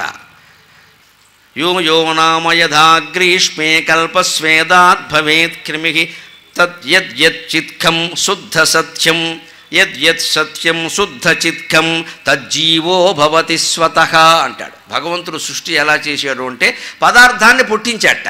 ఆ పదార్థాన్ని తిని బతకవలసిన జీవిని అక్కడే పుట్టించాట. దానికి లెక్క ఏమిటంటే చెమట పుట్టింది మన శరీరంలో. చెమటను ఆహారం తీసుకుని బతికే నల్లి అక్కడే పుట్టింది. ఇదివరకు నల్లులు బాగా ఉండేవి తెలుసు. ఇప్పుడు దోమలు ఎక్కువయ్యాక నల్లులు పోయాయి. నల్లులు బాగా ఉండేవి వీళ్ళల్లో. ఒక అల్లుడు అత్తారింటికి వెళ్ళాట. పరుపు మీద నల్లులు విపరీతంగా కుట్టేస్తున్నా. వాడు నాబోటి పండితుడే, సస్తాడా నల్లులు కుట్టేస్తుంటే. అందుకని వాడు అక్కడ అవధానాలు చేస్తాడు, పద్యాలు చెబుతాడు. అందుకని ఇంటికి వచ్చిన వాడు ఎవడో అడగట్టే, ఏమండి దేవతలు కదండి, విష్ణుమూర్తి శివుడు అందరూ కూడా కైలాసంలో ఒక ఆయన పడుకున్నాడు, ఇదేమిటి వైకుంఠంలో ఒక ఆయన పడుకున్నాడు, అదేమిటంటే శుభ్రంగా వాళ్ళ ఇంట్లో వాళ్ళు పడుకోవచ్చు కదండి, అత్తారింట్లో ఎందుకు అన్నట్టు. వాడు ఒక్కడే కాదబ్బాయి, శివుడు అద్రిని శయనించుట రవిచంద్రులు మెంటనుంట రాజీవక్షుండ విరళముగ శేషునిపై పవళించుట నల్లి బాధపడలేక జుమీ అన్నట్ట. శివుడు కైలాసంలో మంచు కొండ మీద పడుకోవడం, శ్రీ మహావిష్ణువు ఆదిశేషుడి మీద పడుకోవడం, సూర్యుడు ఎప్పుడు ఆకాశంలోనే తిరుగుతూ భూమి మీదకి పొరపాటును కూడా రాకుండా ఉండడం, చంద్రుడు కూడా ఆకాశంలో ఉండడం. ఎందుకంటే నల్లుల బాధ పడలేక అన్నట్ట. వీడు ఇక్కడ పడుతున్నాడు, ఆ నల్లులు కుట్టేసి, అందుకని అదే అంటగట్టాడు. అంతగా ఉండే ఆ నల్లి ఎక్కడ పుడుతోంది? మనిషి చెమటలోంచి నల్లి పుడుతుంది. తర్వాత నల్లికి మళ్ళీ సంతానం కలగచ్చు, అది వేరే విషయం. కానీ అసలు ఏమీ లేని చోట ఇంట్లో కూడా బాగా చెమట పడితే ఒంటికి నల్లులు పుడతాయి. ఇప్పుడు నల్లులు ఎందుకు పుట్టట్లేదో తెలుసా? ఏసీ లేని ఇల్లు ఎక్కడుంది, అందుకని నల్లులు పుట్టట్లా, చెమట పట్టట్లేదు, నల్లులు పుట్టట్లేదు. ఏసీ కారణంగా చెమట పట్టదు. దానివల్ల వచ్చే రోగాలు వేరుగా ఉంటాయి. చెమట పట్టకపోవడం గొప్ప విషయం అనుకోకండి. చెమట పడుతూ ఉంటే మనలో ఉండే రకరకాల దోషాలన్నీ చెమట రూపంలో బయటికి పోతాయి. ఇప్పుడు ఏసీల కారణంగా ఏమయ్యాయి? ఏసీకి చెమట పట్టింది, మనకు రోగాలన్నీ మన దగ్గరే ఉన్నాయి. మన లోపలికి వెళ్ళే రోగాలండి, బయటికి వెళ్ళే అవకాశం లేకపోతే లోపలికి వెడతాయండి. నిన్న మనస్సు గురించి చెప్పుకున్నాం కదా, మనస్సును బయటికి వెళ్ళలేకపోతే లోపలికి వెడుతుంది, బయటకు వదిలేస్తే బయటికి పోతుంది. చెమటను బయటకు పోనివ్వాలి, చెమట పట్టే పనులు చేయాలి. ఎప్పుడు ఆరోగ్యంగా ఆనందంగా ఉండాలంటే ఒక్క మాట రాసి పెట్టుకుని ఆలోచించండి. నిన్న ఒక మాట చెప్పాను నేను, ఎక్కడ వస్తువులు అక్కడే పెట్టాలి, ఎప్పటి పనులు అప్పుడే చేయాలి, ఎక్కడ విషయం అక్కడ వదిలేయాలి, మనశ్శాంతి ఖచ్చితంగా ఉంటుంది. ఇప్పుడు ఇంకో మాట చెబుతున్నా, ఆరోగ్యంగా ఆనందంగా ఉండాలంటే ఒకటే సూత్రం, శరీరాన్ని శ్రమ పెట్టాలి, మనస్సుకు విశ్రాంతినివ్వాలి, అప్పుడే ఆరోగ్యం ఆనందం. శరీరాన్ని శ్రమ పెట్టాలి, కూర్చోబెట్టాలి, లేపాలి, గుంజీలు తీయించాలి. రోజు మొత్తం మీద ఏ కారణంగానైనా ఆడ మగ 50 సార్లు కూర్చోవాలి, 50 సార్లు లేవాలి. ఓ గిన్నె కోసం కింద కూర్చోవాలి, ఇంకో చెంచా కోసం పైకి లేవాలి. ఈ ఎక్సర్సైజులు ఏం లేవు ఇవాళ. అన్నీ రోగిష్టి వాళ్ళలాగా మొత్తం ఇలా అందుతూ ఉంటాయి చేతికి, ఇలాగా ఇలాగా ఇలాగా ఇలాగా అయింది, రోగాలే వచ్చేసే వరకు. అందకూడదమ్మా, అంద చూడడం చోటే పెట్టాలి, కూర్చుని తీసుకోవాలి. అక్కడ కింద కూర్చోవాలి, తీసుకోవాలి, శుభ్రంగా బాసిం పెట్టేసి కూర్చోవాలి. అక్కడ పుస్తకం తీసుకోవాలి. లైబ్రరీ ఉంది ఇంట్లో అనుకోండి, బీరువాలో పెట్టండి, యజమాని కింద కూర్చోవాలి, అందరు లుంగి కట్టుకుని కింద కూర్చో, శుభ్రంగా కిందలో పుస్తకం తీసుకో. అంతేగాని కరెక్ట్ లాక్క రోగం వస్తుంది. అపార్ట్మెంట్లు ఉన్నాయి, ఇళ్ళు ఉన్నాయి, పైన అటకలు ఉంటాయి, మనం మహానుభావులు ఉండే ఎప్పుడు అటకలు తీయమండి పొరపాటును కూడా, అందులో పాములు కూడా చేరతాయి.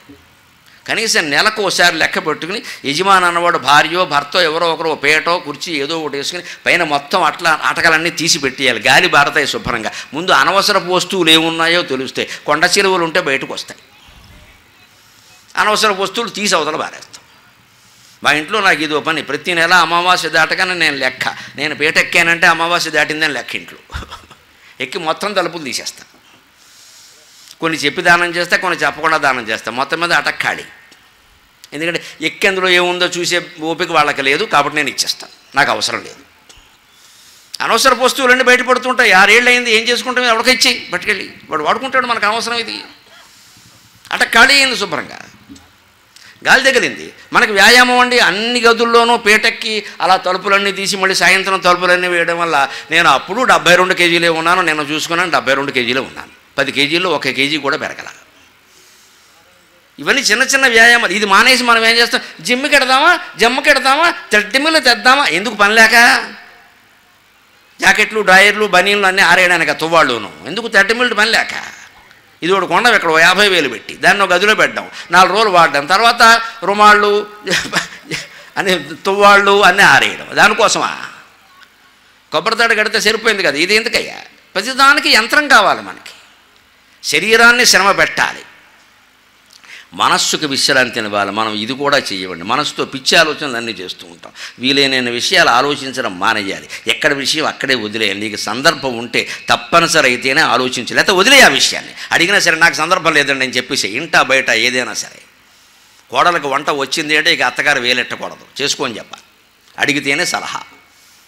అడగడమే మానేశారు, అది చాలా మంచిదమ్మా. అనవసర అహంకారానికి పోక అడగడమే మానేశారు అంటున్నామంటే నీ పెత్తనం ఇంకా కావాలన్నమాట.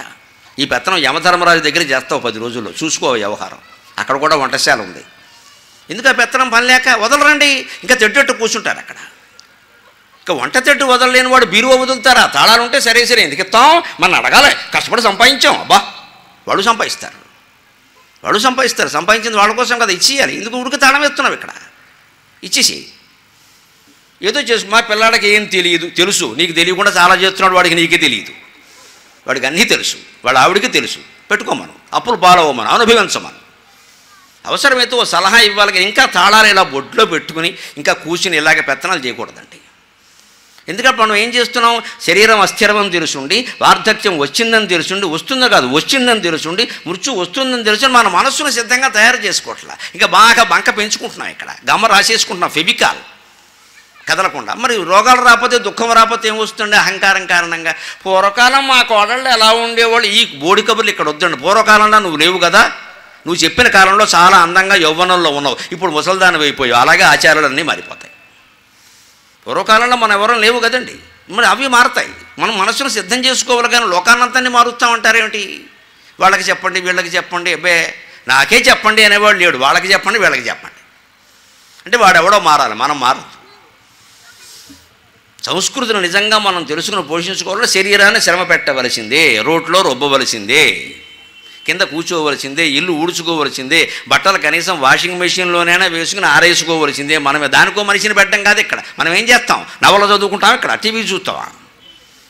అన్నిటికీ మనుషులను పెట్టి దానికోసం అక్రమంగా సంపాదించడం. ఈ మనుషులకి అందరికీ ఇవ్వాలి కదా, 10,000 లేదే మనిషి దొరకదు. 4 మనుషులు పెట్టాం, 40,000 వాళ్ళకే సరిపోయాయి. ఇందుకోసం అడ్డమేల లంచాలు మింగడం. ఈ పనులు మనం చేసుకుంటే ఈ 40,000 అక్రమం చేయాల్సిన అవసరమే లేదు. అప్పుడు మనం సన్నగా నాజుగ్గా కూడా ఉంటామండి. మళ్ళీ ఈ పనులన్నీ చేయకుండా పడుకున్నాం కాబట్టి, ఒళ్ళు పెరిగిపోయింది కాబట్టి ఆడామొగ ఇద్దరికి వీరి జమ్ము వారి జమ్ము, అదో 50,000 దండగా. ఇదే మొత్తం స్వయం పోషకమైన సంస్కృతి. శరీరాన్ని శ్రమ పట్టాలి, మనస్సుకు విశ్రాంతినివ్వాలి.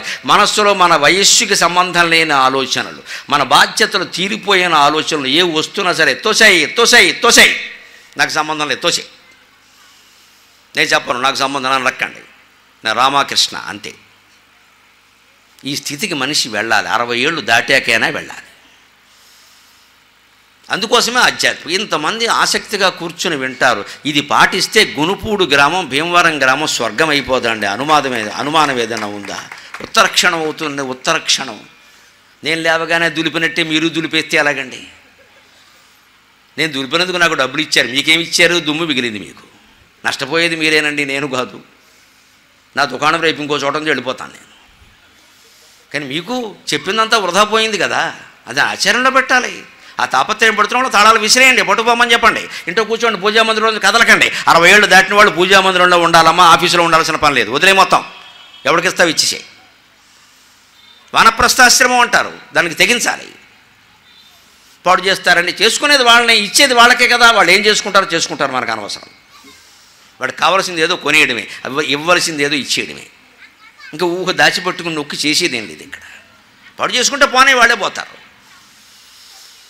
ఇవ్వలేదు నేను ఎంత మనకి దేనికి? అహంకారం తప్పితే ఏం లేదు ఇవ్వకపోవడంలో. బాధ్యత తాపత్రయం అనద్దండి, ఖచ్చితంగా సాత్విక అహంకారం వదిలించుకోవాల్సిందే.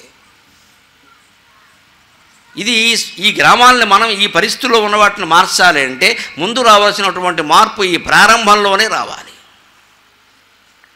ఆచారాలు భయంకరంగా మారిపోయినాయి. ఆరోగ్యాలు కూడా దెబ్బతినడానికి కారణం అదే. గుమ్మపాలను ద్రావు కమ్మందనము పోయే కఫీగత ప్రాణ కర్మ వచ్చే. గుమ్మపాలను ద్రావు కమ్మందనము పోయే కాఫీగత ప్రాణ కర్మ వచ్చే. ముక్తినిచ్చడి విద్య ముష్టి చెంబైపోయే చూచి రాతల విద్య అశోకు మీరే. పంచగట్టుటయన్న వట్టి ఛాందసమయ్యే గొట్టాలలో కాళ్ళు గొప్పవయ్యే. పంచగట్టుటయన్న ఒట్టి ఛాందసమయ్యే గొట్టాలలో కాళ్ళు గొప్పవయ్యే. యజ్ఞధూమముల ఆస్వాదనము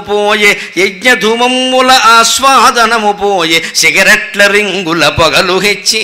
ఆత్మవిశ్వాస ఖనియైన ఆర్షజాతి తనను తాను అవమానించుకొనుట నేర్చి. ఆత్మవిశ్వాస ఖనియైన ఆర్షజాతి తనను తాను అవమానించుకొనుట నేర్చి. ఒక్క మాటలో చెప్పనా ఓ కవీంద్ర, ఒక్క మాటలో చెప్పనా ఓ కవీంద్ర, జాతికంతయు ఇంగ్లీషు జ్వరము వచ్చే. దొడ్లో ఆవులుండేవి, గేదెలుండేవి. యజమానో పాలేరో ఎవరో ఒకరు పితికేవారు. పట్టుకొచ్చి పాలదారిలో పెట్టేవాడుకున్న మా చిన్నతనంలో ఆ పాలదారి గోడలో ఉండేదండి. ఏమి టెక్నాలజీ. గోడలో ఇనపెట్టెలు ఉండేవాడిని పల్లెటూళ్ళు. మా ఇంట్లో చూపెట్టి మా నాన్నగారు గోడలో పెట్టారు. ఆ గోడ మందం 9 అంగుళాలు కాదండి, 90 అంగుళాలు ఉండేది. దాని లెక్కలో ఉండేది. గోడలో ఉండేది ఇనపెట్టే. ఆయన 64 ఏళ్ళు బతికారు. మేము తర్వాత ఆ ఇంట్లో 20 ఏళ్ళు. దొంగతనం జరగలేదండి, అవకాశం లేదు. మా బుర్ర బద్దలు కొడితే తప్ప అవకాశం లేదు. ఇవాళ మొత్తం ఊరికే బీరువాలు వచ్చాయి. బీరువాలు కూడా కాదండి, మన వాళ్ళకి ఎంత అశ్రద్ధ అంటే స్నానానికి ఎడుతూ ఖరీదైన నగలు తీసి డ్రెస్సింగ్ టేబుల్ సొరుగులో పెడతారమ్మా. మీ భద్రతకి నమస్కారం, మీ జాగ్రత్తకి నమస్కారం. ఎంత బద్ధకమో. ఆ నగ ఖరీదు 4 లక్షలు 5 లక్షలు. దాన్ని అద్దం నిలువుటద్దం సొరుగులో పెడతావా తల్లి? ఎందుకు చేయించుకున్నావు? మొగుడు ప్రాణం తీసి దాన్ని తీసుకెళ్ళి పెట్టేది అక్కడ. ఇప్పుడే వస్తాను కదా అంటే దొంగకు ఆ క్షణం చాలండి. ఇప్పుడే వస్తానని నువ్వు అంటావు, నువ్వు వచ్చేలో వాడు పట్టుకుపోతాడు. ఎవరో ఒక్కలది ఇంట్లో ఉండే మనుషులే, లేదా వీలైతే మనిషి పర్వాలేదు. తర్వాత వీళ్ళు మంచివాళ్ళు కాదు, వాళ్ళు మన బుద్ధి మంచిది కాదని చెప్పరాదా? మనకు అంత బద్ధకం ఏంటండి? 4 లక్షలు అన్నాగా 10 లక్షలు అన్నాగా దాన్ని కాపాడుకోవద్దా? దాని మీద శ్రద్ధ వద్దా? లక్ష్మీదేవి పట్ల భక్తి శ్రద్ధ లేకపోతే లక్ష్మీదేవి మన ఇంట్లో ఉంటుందా? డబ్బు సంపాదిస్తున్నాం, కాపాడుకోవాలి కదండి. ఎక్కడ పెట్టాలో అక్కడ పెట్టా, అక్కడ బద్ధకం ఏమిటి? బీరువాలో పెట్టావు, ఆ తాళాలు ఎక్కడుంటాయో తెలియదు, 7 ఇరుకుల్లో పెడతారు, 7వ ఇరుకు తప్ప అన్నీ గుర్తుంటాయి, అక్కడ పెట్టారు. ఆ శ్రద్ధ లేదా? మనం డబ్బు ఎందుకు నిలబడుతుంది మన దగ్గర? ఇక అక్కడి నుంచి నమ్మకాలు పడతాయి. ఏమిటో తెలుసా?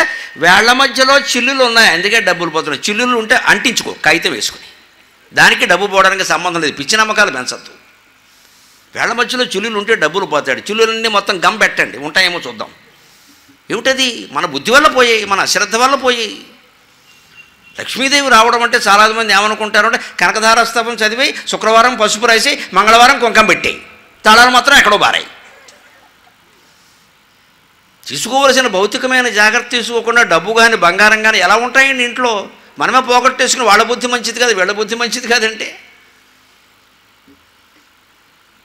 ఆ పాలదాల్ని పొయ్యండి, గోడలో ఉండేదండి, ఎప్పుడు గోడ అంటుకోలేదు, మధురు గోడ అది, తాటాకులు పైన వేసి దాని మీద మట్టేస్తాం, గోడ అంటుకోలేదు. పాలు అక్కడ కాగేవి, ఆ పాలు పట్టుకొచ్చేవాళ్ళు, ఆ పాలు అప్పుడు కాచిన పాలు తాగేవాళ్ళం. గుమ్మపాలు అంటే ఇంకా పచ్చిపాలు కూడా, గుమ్మంలో పాలే గుమ్మపాలు అనేవారు అప్పుడు. అలా తీయగానే ఆ పాలు కొంతమంది తాగేవారు, పచ్చిపాలు కూడా, మంచి బలం అది. పోనీ కాసగానే తాగేవాళ్ళం. పిల్లలకి అరగదని కాస్త నీళ్లు కలిపి కాచి ఇచ్చేవారు, అవి తాగేవాళ్ళం. ఇవాళ అది లేదండి, 6 కాదు 5:30 కాకుండానే కాఫీ పడిపోవాలి, లేకపోతే మొత్తం పాలవాడిని తిట్టడమే కూర్చుని. ఇక్కడ వీడు రాడు ప్రాణం పోతోంది. కాఫీ మీద ఆధారపడింది. మాయల పరికి ప్రాణం చిలకలో ఉంది, మన ప్రాణం కాఫీలో ఉంది. ఇక్కడ కాఫీ తాకపోతే కొంతమందికి తర్వాత కాలకృత్యాలు కవు, ఎలా బతుకుతారో తెలియదు. ఇంకా కొంతమంది జీవులు ఉన్నారు లోకంలో, పేపర్ చూడకపోతే కాలకృత్యాలు కవు. వాడు చచ్చిపోతాడు ఆగస్టు 16 నాడు, శివరాత్రి మర్నాడు, సంక్రాంతి మర్నాడు, దీపావళి మర్నాడు, వాడు బాధ చూడాలి. ఆ రోజు పేపర్ రాదు. ఎందుకంటే ఆ పేపర్లో 2 లారీలు ఢీ, 10 మంది ఠా, కర్నూలులో ప్రమాదం, 20 మంది ఠా అనగానే వీడికి అప్పుడు వస్తుంది, పెడతాడు. ఆ వార్త వింటే కానీ వీడికి లోపల గాబరా పుట్టదండి, పుడితే కానీ ఏమీ లేవు ఇక్కడ. అలా మన శరీరాన్ని మనం బలహీనం చేసుకున్నాం, మన శరీరాన్ని మనం బలహీనం చేసుకున్నాం. పేపర్ మీద ఆధారపడి, కాఫీ మీద ఆధారపడి.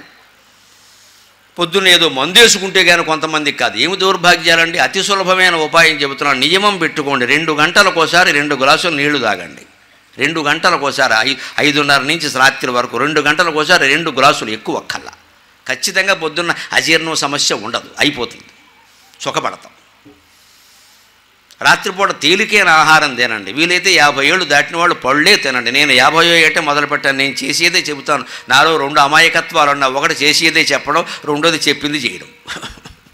నేను చేసి చెబుతున్నా. 50వ ఏట నేను మానేశాను. ఇప్పటికీ ఎవరు పిలవని ఎన్ని సరస్వపేద భోజనాలు పెట్టినా మధ్యాహ్నమే, రాత్రిపూట 2 పళ్ళు. నిన్న ఎంత ఉపన్యాసం ఇచ్చాను, చక్కెరకేళి పళ్ళు పంపించారు, 3 తిన్నాను, అంతే సరిపోయాయి నాకు. అవి చాలు, పడుకున్నాను. మళ్ళీ ఇప్పుడు వచ్చి వాగుతున్నాను, ఏమి ఇబ్బంది లేదు. సరిపోదు అనుకోకండి, నేను సరిపోతున్నా హాయిగా. అట్టిపళ్ళు కానీ కమలాపళ్ళు కానీ, కమలాపండు అండి ముఖ్యంగా ప్రతి అందులో రసం ఉంటుంది కదా, ప్రతి రసపు బొట్టు రక్త బొట్టే అంటారు. కమలాపండు అంత గొప్పది. ప్రతి రసపు బొట్టు రక్త బొట్టేట, కమలాపండు అంత గొప్పది. అట్టిపండు డాక్టర్లు చెబుతారండి, కంప్లీట్ ఫ్రూట్ అంటారు, పరిపూర్ణ ఫలం. అన్ని రకాల పోషక విలువలు అట్టిపండులో ఉన్నాయి, చాలా చౌకగా దొరుకుతుంది ఉన్న దాంట్లో. అట్టిపండు రేటు ఇంకా విపరీతంగా పెరగలేదు. కాస్త కల్తీ లేకుండా మనకు నమ్మకమైన చోట చూసుకుని ఏదో ఒక వతనగా ఓ చోట తెచ్చుకుంటే ఆరోగ్యాలు బాగుంటాయి. రాత్రిపూట 4 పళ్ళు తిని 60 ఏళ్ళు దాటాక ఇంకా దీనికంటే పళ్ళు ఉన్నంతకాలం ఏదో ఒకటి తింటూ ఉండాలి ఏటే. మళ్ళీ దీనికి అన్నం మానేసిన వాళ్ళు చపాతీ అన్నం, అందులో ఒక పాలక్ పన్నీరు, గోలక్ చన్నీరు, ఇవన్నీ ఎందుకండి పని లేక? ఇవి అరగవు. పాలక్ పన్నీర్ అవి అదవ కూర. ఆ పన్నీర్ అంటే ఏమిటో తెలుసునా అండి? నాకు మొన్న తెలిసింది. ఇదే దరిద్రం కదా, విరిగిపోయిన పాలతో తయారు చేస్తారమ్మా. అది కూర ఏమిటండి? విరిగిపోయిన పాలు పారబోతారే, దానికి వేరే ప్రయోజనాలు ఉన్నాయి. విరిగిపోయిన పాలతో పన్నీరు తయారు చేయడం అది కూర, అందులో పాలకూర కలుపుతారా? అది మీరు తింటారా? నమశివాయ. దీనికేమో 80 రూపాయలు వేస్తాడు హోటల్లో ఖరీదు, 150 రూపాయలు. దీనికి పాలకూర పన్నీర్ అంటే బాగుంటుందని పాలక్, అది ఎక్కడి నుంచి వచ్చిందో బాలక్కలాగా కొత్త పేరు ఒకటి ఇంగ్లీష్లో పెట్టడం. పాలక్, అది ఎక్కడి నుంచి వచ్చింది? పాలకూర. అదే పాలకూర పప్పు చేస్తే తినడం. హోటల్కి వెళ్ళి 150 పాలక్ పన్నీర్ ఉందా, 150 శవరం ఉందా. ఇంటూ తల్లి పాలకూర పప్పు చేస్తే ఐ డోంట్ లైక్ అంటాడు. ఇక్కడ ఇదే పాలక్ అక్కడ తింటాడు. 150 శవరం అయితే కానీ వీడు తిండా అనమాట. అది తల్లి కూడా ఏం చేయాలంటే పాలకూర చేసి 150 బిల్లు ఇవ్వాలి వీడికి, అప్పుడు తింటాడు. బిల్లు తీసుకుంటే కానీ తినండి.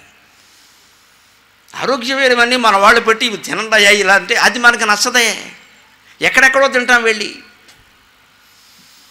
ఆ గుమ్మపాలు తాగడం మానేసి వాళ్ళ కాఫీ మొదలు పెట్టడం. తాగొచ్చానండి, కాఫీ గురించి కాదండి, కాఫీ రుచిగా ఉండి నేను తాగుతాను దాని, కానీ అది లేకపోతే ప్రాణం పోతుందనే పరిస్థితి రావద్దండి.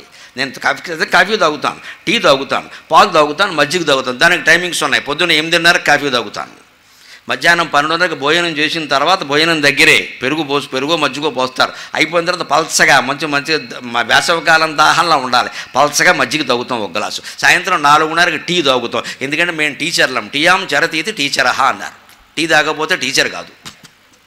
మేము 4:30కి టీ తాగుతాం. రాత్రి పడుకునే ముందు 10 గంటలకు ఒక గ్లాసు పాలు తాగుతాం. అయిపోయాయి. మళ్ళీ ఇంకా ఎక్కడ ఎవరు ఏమి ఇయ్యనండి, మా బలవంత పడితే పాలు ఇమ్మని అడుగుతాను అంతే. ఇంక మళ్ళీ కాఫీ టీ తాగామంటే పైత్యం వస్తుంది. ఒకసారి కాఫీ, ఒకసారి టీ, ఒకసారి పాలు, ఒకసారి అందవలసిన పోషక విలువలు అందే. విసుగు రాలేదు, అనారోగ్యం రాదు. అవి తాగచ్చు, అలవాటు పడ్డాం, ఏం చేస్తాం? మా నాన్నగారే అలవాటు పడ్డారు, మేము ఎక్కడ మానేస్తాం, కానీ తాను అంతవరకే. గుమ్మపాలు పోయి కాఫీ వచ్చింది. ఇక చదువు సంగతి చెప్పక్కల. ఇవాళ ముక్తినిచ్చే వేద విద్య పోయింది, శాస్త్ర విద్య పోయింది, పురాణ విద్య పోయింది.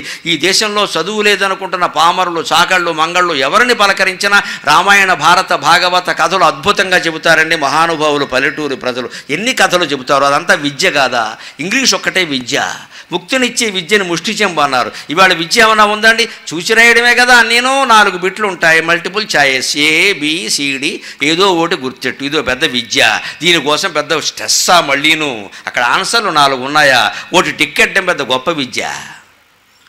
పల్లెటూళ్ళలో కథలు చెప్పే వాళ్ళ దగ్గర ఏ ఆన్సర్లు లేవే. వాళ్ళు హాయిగా కూర్చొని గంటలు చెప్తారు. రాముడు ఇలాగా, కృష్ణుడు ఇలాగా, భారతం నీకేం తెలుసా? నాకు తెలుసు అని చెప్తాడు, మొత్తం భారతం చెప్తాడు. వాళ్ళ పరంపరగా వచ్చినటువంటి విజ్ఞానం కంటే ఇది గొప్పదా అండి? ఆలోచిద్దాం. ఆ పారంపరిక విజ్ఞానానికి ఎందుకు దూరం అయ్యాం మనం? ఈ దిక్కుమాలిన విద్యలు ఎందుకు నేర్చుకుంటున్నాం? ఇవాళ పాఠ్యపుస్తకాలు ఎక్కడైనా రామాయణం ఉందా, భారతం ఉందా, భాగవతం ఉందా? ఆలోచించండి అమ్మా. నాస్తిక కథలన్నీ ఉన్నాయి, దరిద్రం చేసేస్తున్నారు సిలబస్ని. నాస్తిక కథలు ఉన్నాయి, మనిషి పాడైపోవడానికి వీలైనవన్నీ ఉన్నాయి, మద్యపానాల గురించి ఉన్నాయి, వ్యసనాల గురించి ఉన్నాయి. అటువంటి వాళ్ళ కథలు పెడుతున్నారు అక్కడ. అవన్నీ షోకు చేసి చూపిస్తున్నారు ఇక్కడ. పిల్లలు పాడైపోరా అన్యాయంగా?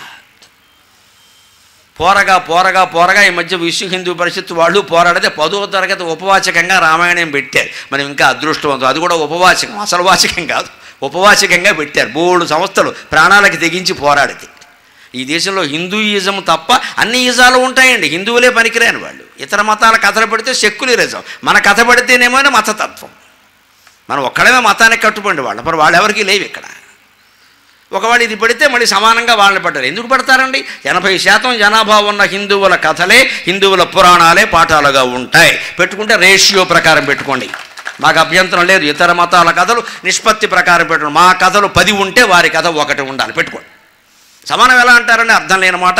3 మతాలు సమానం కాదండి. హిందువుల జనాభా 80% మోర్ దాన్ 130 కోట్ల 100 కోట్ల పైన మనం ఉన్నామమ్మా. మన మాట చెల్లి తీరవలసిందే, నాకేం మొహమాట లేదు. అలా హిందువులు హిందుత్వం కోసమే పోరాడవలసిందే. 80% జనాభా ఉంటాం, మన మాట చెల్లదా? 20 కోట్లు, 3 కోట్లు, 4 కోట్లు, వాస్తవంగానేమో 6 కోట్లు, పంచాయతీ రికార్డులోనేమో 6గురే ఉంటారు. అక్కడ వాళ్ళ మాట చెల్లుతుందా? రికార్డెడ్గా ఉండదండి. మరి అక్కడ మతం మారిపోయారు, అది ఎలా చెల్లుతుందండి? మోసం కాదా? 3 మతాలు సమానం ఏంటండి? అర్థం లేనమాట. హిందూ మతం ఎప్పుడూ ఎక్కువే ఈ దేశంలో. ఏ మతాలు అయితే 3 మతాలు అంటారేమిటి? బౌద్ధం, జైనం, సిక్కు మతం ఏం చేస్తారండి? సిక్కులు దేశభక్తులు, అపారమైన దేశభక్తి వాళ్ళది. సైన్యం నిండా వాళ్ళే ఉన్నారు, ప్రాణత్యాగాలు చేశారు సిక్కులు. దాన్ని విస్మరిస్తారు ఏమిటండి? 4వ మతం చెప్పండి. సిక్కు మతం, బౌద్ధ మతం, జైన మతం, 6-7 మతాలు ఉన్నాయి. 3 మతాలు చెప్తారు ఏమిటండి? అక్కడ ఏం మాట్లాడతారు? వాళ్ళు తక్కువ కదండి. అయితే నువ్వు తక్కువే హిందువుల కంటే. ఏ లెక్కల ప్రకారం ఈ మతాల సమానం అంటారో నాకు అర్థం కాదండి. ఎవరి మతం మీరు జనాభా ప్రకారం సమానం అంటే జనాభా ప్రకారం తెలుసండి. పోనీ తత్వజ్ఞానం ప్రకారం సమానం అంటారా? రండి, ఉపనిషత్తుల్లో ఉండే సిద్ధాంతం చెబుతాం. ఏ మతం వాడు వస్తాడో రండి. ఈ సిద్ధాంతాన్ని మించిన సిద్ధాంతం ఎక్కడుందో సవాల్. బ్రహ్మ పదార్థాన్ని గురించి నిష్కల్మషంగా, మనిషికి సంబంధం లేకుండా, దేవుడనే పదార్థం ఒక మనిషి కాదు అని చెప్పి నువ్వే దేవుడివి, నువ్వే దేవుడివి, నువ్వే దేవుడివి అని చెప్పిన ఏకైక మతం హిందూ మతం. దాన్ని మించిందే లేదు. మిగిలినవన్నీ వారు దేవుడు, వీరు దేవుడు అని చెప్పాయి. వారి పుత్రుడు దేవుడు, వీరి మేనలుడు దేవుడు, వారి శిష్యుడు దేవుడు అని చెప్పాయి. ఒక్క హిందూ మతం మాత్రమే అహం బ్రహ్మాస్మి తత్వమసి. ఈ మాట చెప్పింది హిందూ మతం ఒక్కటే. దాన్ని మించిన మతం ఉండే అవకాశం లేదు. జ్ఞానాన్ని బోధించే మతం హిందుత్వం ఒక్కటే. మనది ప్రధానంగా ఉపనిషద్ మతం. అక్కడి నుంచి జారిపోయాం. అది క్రమంగా నేర్చుకోవాలి. ముందు గుళ్ళోకి వెళ్ళడంతో మొదలవ్వాలి, ప్రదక్షిణాలతో మొదలవ్వాలి, దీపం పెట్టడంతో మొదలవ్వాలి, ధ్వజస్తంభానికి నమస్కారంతో మొదలవ్వాలి. ఆ పైన ఆ మనస్తత్వాన్ని ఇంట్లో కాస్త తీసుకుని జీవితంలో ఉపయోగించుకోవాలి, క్రమంగా ఎదగాలి. 20 ఏళ్ల వాడు గుళ్ళోకి వెళ్ళకపోతే తప్పు, 60 ఏళ్ళు వచ్చాక వెడితే తప్పు అన్నాడు వివేకానందుడు. నేరం ఘోరమని కాదమ్మా, 60 ఏళ్ళు వచ్చేనాటికి గుడిలో ఉన్నది గుండెల్లో ఉన్నది ఒక్కటే అని తెలియాలి. తెలియకపోతే 60 జన్మలైనా తెలియదు. ఇంకా ఎంతకాలం ఊరికే ఈ పర్యటన తీర్థయాత్రలు చేసేసుకోవడం. ఆటో డ్రైవర్కి నిద్ర వచ్చింది, 14 మంది పోయారు. ఈ మతమేనా అంతేనండి, వారు వేరే మతం ఇదంతా, వారు వెళ్ళింది యాత్రకే. అక్కడి నుంచి దేవుణ్ణి నిందించడం, దైవ దర్శనానికి వెళ్ళి అయిపోయారమ్మా, దేవుడికి కూడా దయలేదు. దేవుడు నేను రమ్మని చెప్పలేదు, డ్రైవర్ని నిద్రపోమని చెప్పలేదు, అర్ధరాత్రి ప్రయాణం చేయమని చెప్పలేదు, మినీ బస్సు బుక్ చేసుకోమని చెప్పలేదు. ఇవేవి దేవుడు చెప్పరా, నువ్వే చేసుకున్నావు, నువ్వే అనుభవించు. నీ ఇంట్లో దేవుడు ఉన్నాడు, నీ ఒంట్లో దేవుడు ఉన్నాడు, నువ్వే దేవుడు అయ్యా అని మన మతం చెబుతుంటే మనం మానేసి ఏమంటే అక్కడికి వెళ్ళాలి, ఎక్కడికి వెళ్ళాలి, ఎక్కడికి వెడతావయ్యా, ఇంట్లో బాత్రూంలోకి వెళ్ళలేకపోతున్నావు, ఎక్కడికి వెడతాడు టీనే. అసలు ఉన్న చోట తెలుసుకుందాం, ఉన్న చోట తెలుసుకుందాం ఉండదండి. ఒక్క మాట చెబుతున్నా, మళ్ళీ గుర్తుపెట్టుకోండి, ఇక్కడ లేనిది ఎక్కడా లేదు, ఇప్పుడు రాంది ఎప్పుడు రాదు. నవ్ ఆర్ నెవర్ తెలుసుకోవలసిందే. ఇక్కడ లేనిది ఎక్కడా లేదు, ఇప్పుడు రాంది ఎప్పుడు రాదు. ఇప్పుడే తేలాలి, ఇక్కడే తేలాలి. ఇది పట్టుదల మనిషికి ఉండాలి. అప్పుడు అస్థిరంబగు జీవితానికి సుస్థిరమైనటువంటి పాలసముద్రంతో అప్రయత్నంగా అనుబంధం, ఆటోమేటిక్ కనెక్షన్ ఏర్పడిపోతుంది. మనం ఆలోచించేదే భగవంతుడి గురించి. ఈ బోడి ప్రపంచం మన ముందు మిథ్య, ఒక కళ. అంతటి ధైర్యాన్ని, అంతటి జ్ఞానాన్ని పొందాలి, అది మన విద్య. అటువంటి విద్యను ముష్టి చెంపు చేసి పారేశాం ఇవాళ. వేదం చదువుకుంటే ఉద్యోగాలు రావురా, సాఫ్ట్వేర్లో చేరమని బ్రాహ్మణులే వాళ్ళ పిల్లలకి చెప్పాల్సిన కర్మ వచ్చింది ఇవాళ. ఇదివరకు బ్రాహ్మణ కుటుంబాలు ఎలా ఉండేవంటే, కులంలోంచి వెలేస్తా వేదవృత్తికి వ్యతిరేకంగా ఉంటే అనేవారంటే ఖచ్చితంగా అంత పట్టుదల ఉండేదండి. ఒకప్పుడు వేద విద్య మానేసి ఉద్యోగాల్లో చేరిన వాళ్ళనే బహిష్కరించారు. అందుకే బ్రాహ్మణులు 2-3 శాఖలు అయ్యాయి. నేను పేర్లు చెప్పను, దెబ్బలాడుకుంటారు, కానీ జరిగిందంతే. వైదిక వృత్తిని వ్యతిరేకించి ఉద్యోగాల్లో చేరారు, అక్కడ వెలేశారు, బహిష్కరించారు. అందుకే బ్రాహ్మణుల్లో శాఖలు ఏర్పడ్డాయి. లేకపోతే శాఖలు లేవండి. కృష్ణ యజుర్వేద శాఖాధ్యాయి, శుక్ల యజుర్వేద శాఖాధ్యాయి, సామవేద శాఖాధ్యాయి అని చెప్పుకోవాల్సిన చోట తెలంగాణ్యం వాడిని, కాసర్ నాటివాడిని, మురుగు నాటివాడిని అని చెప్పుకోవాల్సిన కర్మ వచ్చింది. ఎవడైతే ఎవడికి కావాలి, నువ్వు వేదం చదివినప్పుడు తెలంగాణ్యం అయినా ఒకటే, ఆంధ్ర అయినా ఒకటే, ఎవడైనా ఒకటే. ఈ శాఖ అదా ఇదా? యజుర్వేద శాఖ చెప్పు, శుక్ల యజుర్వేద శాఖ చెప్పు, సామవేద శాఖ, ఈ శాఖ దేనికండి? ఎందుకు వచ్చింది ఈ పరిస్థితి? దాన్ని ముష్టి చెంబ కింద భావించాం. ముక్తినిచ్చే విద్యను వదిలిపెట్టాం. ఈ చూసిరాతల విద్య పట్టుకున్నావు అక్కడ, ఇదిగో చూసడం, రాయడం, చూడడం, తినడం కాకడలాగా. పంచగట్టుట ఎన్న పర ఒట్టి ఛాందసమయ్యే, గొట్టాలలో కాళ్ళు గొప్పవయ్యే. ఇవాళ వేషధారణ గమనించండి. వస్త్రేణ వపుష వాచ విద్యయా వినయేన చ వకారై పంచభిర్యుక్త నరోభవతి పూజిత. మనిషికి సంఘంలో గౌరవం ఏర్పడాలంటే 5 విషయాలు గుర్తుపెట్టుకోవాలి. 1 వస్త్రం, 2 వపుషు, 3 వాక్కు, 4 విద్య, 5 వినయం, 5 వకారాలే, 5 V's. వస్త్రం ముందు నీ వేషధారణను బట్టి సొసైటీ గౌరవిస్తుంది. ఉపాధ్యాయుడు ఉపాధ్యాయుడిలాగే ఉండాలి. జీన్స్ ప్యాంట్ వేసి ఓ బెల్ట్ ఒకటి పెట్టేసి టీషర్ట్ వేసేసి నేను యంగ్ లుకింగ్, ఉపాధ్యాయుడికి యంగ్ లుకింగ్తో అవసరమేం లేదు, పెళ్ళి అయిపోయింది అప్పటికే. ఒకవేళ కాకపోయినా పాఠం చెప్పిన శిష్యురాలను చేసుకోకూడదు, పాపం అది. గురువుకు శిష్యురాలంటే కూతురుతో సమానం. 25 ఏళ్ల కుర్రాడు కూడా, పెళ్లి కానివాడు కూడా హుందాయన వేషంలో ఉండవలసిందే. ఉపాధ్యాయుడు అంటే అంతే. అమ్మాయిలను ఆకట్టుకునే ప్రయత్నమే పనికిరాదు. ఎక్కడో ఒక టీచర్ చేస్తాడు, అక్కడి నుంచి కీచక ఉపాధ్యాయులు అని రాస్తారు పత్రికల వరకు. అయిపోయింది, ఉపాధ్యాయులు పరువు పోయింది. అసలు ఆ పరిస్థితి ఎందుకు వచ్చిందండి? యంగ్ లుకింగ్ ఏమిటండి? ఎందుకు ఆ యంగ్ లుకింగ్? ఎవరిని ఆకట్టుకోవడానికి? పెద్దవాళ్ళు పెద్దవాళ్ళలాగే ఉండాలండి. యంగ్ లుకింగ్ ఏమిటండి? 80 ఏళ్ల వాడిని ఎవడైనా చూసి మార్నింగ్ వాక్ చేస్తుంటే మీరు ఇంకా 20 ఏళ్ల వాళ్ళ ఉన్నారంటే గోమ్మే కొడతాను ఎప్పుడు అనకని చెప్పాలమ్మా, వాడే మహాయోగి. మనం అలా అనగా అవునా అవునా అని ఇంట్లోకి వెళ్ళి ఇగో మా వాడు ఏమంటున్నాడో తెలుసా, యంగ్ లుకింగ్ అంటే వీళ్ళు ఆవిడకి 79 వస్తుంది, వీడితో పడలేక. ఇప్పుడు ఈయన యంగ్ లుకింగ్గా ఏం చేస్తాడు? ఇది గొప్పగా చెబుతాడు ఏమిటండి? అది అవమానం కదా. 20 ఏళ్ల వాడిని 60 ఏళ్ల వాడు అంటే అవమానమైనప్పుడు 60 ఏళ్ల వాడిని 20 ఏళ్ల వాడిని అంటే కూడా అవమానమే కదా. ఆ ఊరికి ఈ ఊరు ఎంత దూరమో ఈ ఊరికి ఆ ఊరు అంతే దూరం కదా. మన బుద్ధి మారింది, కానీ మనకి వృద్ధాప్యం నచ్చదు, మరణం కుదరదు. ఎప్పుడు యంగ్ లుకింగ్, ఎప్పుడు బుకింగ్లు ఉండాలి. ఇక్కడ ఈ దరిద్రపు ఆలోచన కదా మన జీవితాన్ని నాశనం చేసింది. ఎందుకు ఉండాలండి? ఓ పెళ్లి చేసుకున్నాం, భార్యో భర్తో ఉన్నారు, పిల్లలు పుట్టారు, వారికి అంకితమై జీవితం గడపలేమా సీతారాముల్లాగా? ఎందుకు ఈ పక్క చూపులు? ఎంతకాలం ఇవి? ఇంకా ఎంతకాలం రాస్తావు ఈ బ్యూటీ క్లినిక్లు, ఈ సౌందర్యాలు, ఈ లేపనాలు? ఎవరిని ఆకట్టుకుందామని ఇదంతా? ఇంట్లో వాళ్ళకంతా తెలుసు నీ భాగవతం, ఇంక దేనికి? దానికోసం ఇవాళ కొన్ని వేల కోట్ల వ్యాపారాలు జరుగుతుందండి కాస్మెటిక్స్ పేరు మీద. ఇదంతా భారతీయ సాంస్కృతిక సంప్రదాయానికి వ్యతిరేకమేనమ్మా. ఇది పాశ్చాత్యులు చేస్తున్న దోపిడీ. ఖచ్చితంగా ఈ సాధనాలన్నీ అమెరికాలో తయారవుతున్నాయి. అది కూడా మన ఇండియాలో తయారయ్యని వాడరు. అన్నీ మల్టీనేషనల్ కంపెనీల వాళ్ళవే వాడతారు. ఇది జపాన్ మేడ్, ఇది చైనా మేడ్, ఇది అమెరికా మేడ్. మేడ్కి ముందు ఈ తీసేయండి మ్యాడ్. మన పిచ్చి వెధవలను చేయడానికి కోసం తయారు చేశారు వాళ్ళు. మేడ్ అంటే మ్యాట్. మన పిచ్చి వాళ్ళని చేయడం కోసం ఈ మేడ్ తయారు చేశారు వాళ్ళు.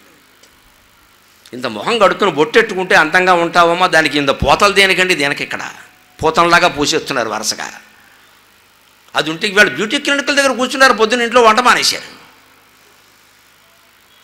ఎందుకంటే మేము అందంగా ఉండదు. ఎవరన్నారమ్మా అందంగా ఉండొద్దని? నీ అందం నీ భర్త కోసం, నీ అందం నీ భార్య కోసం, లోకంలో అందరి కోసం కాదు.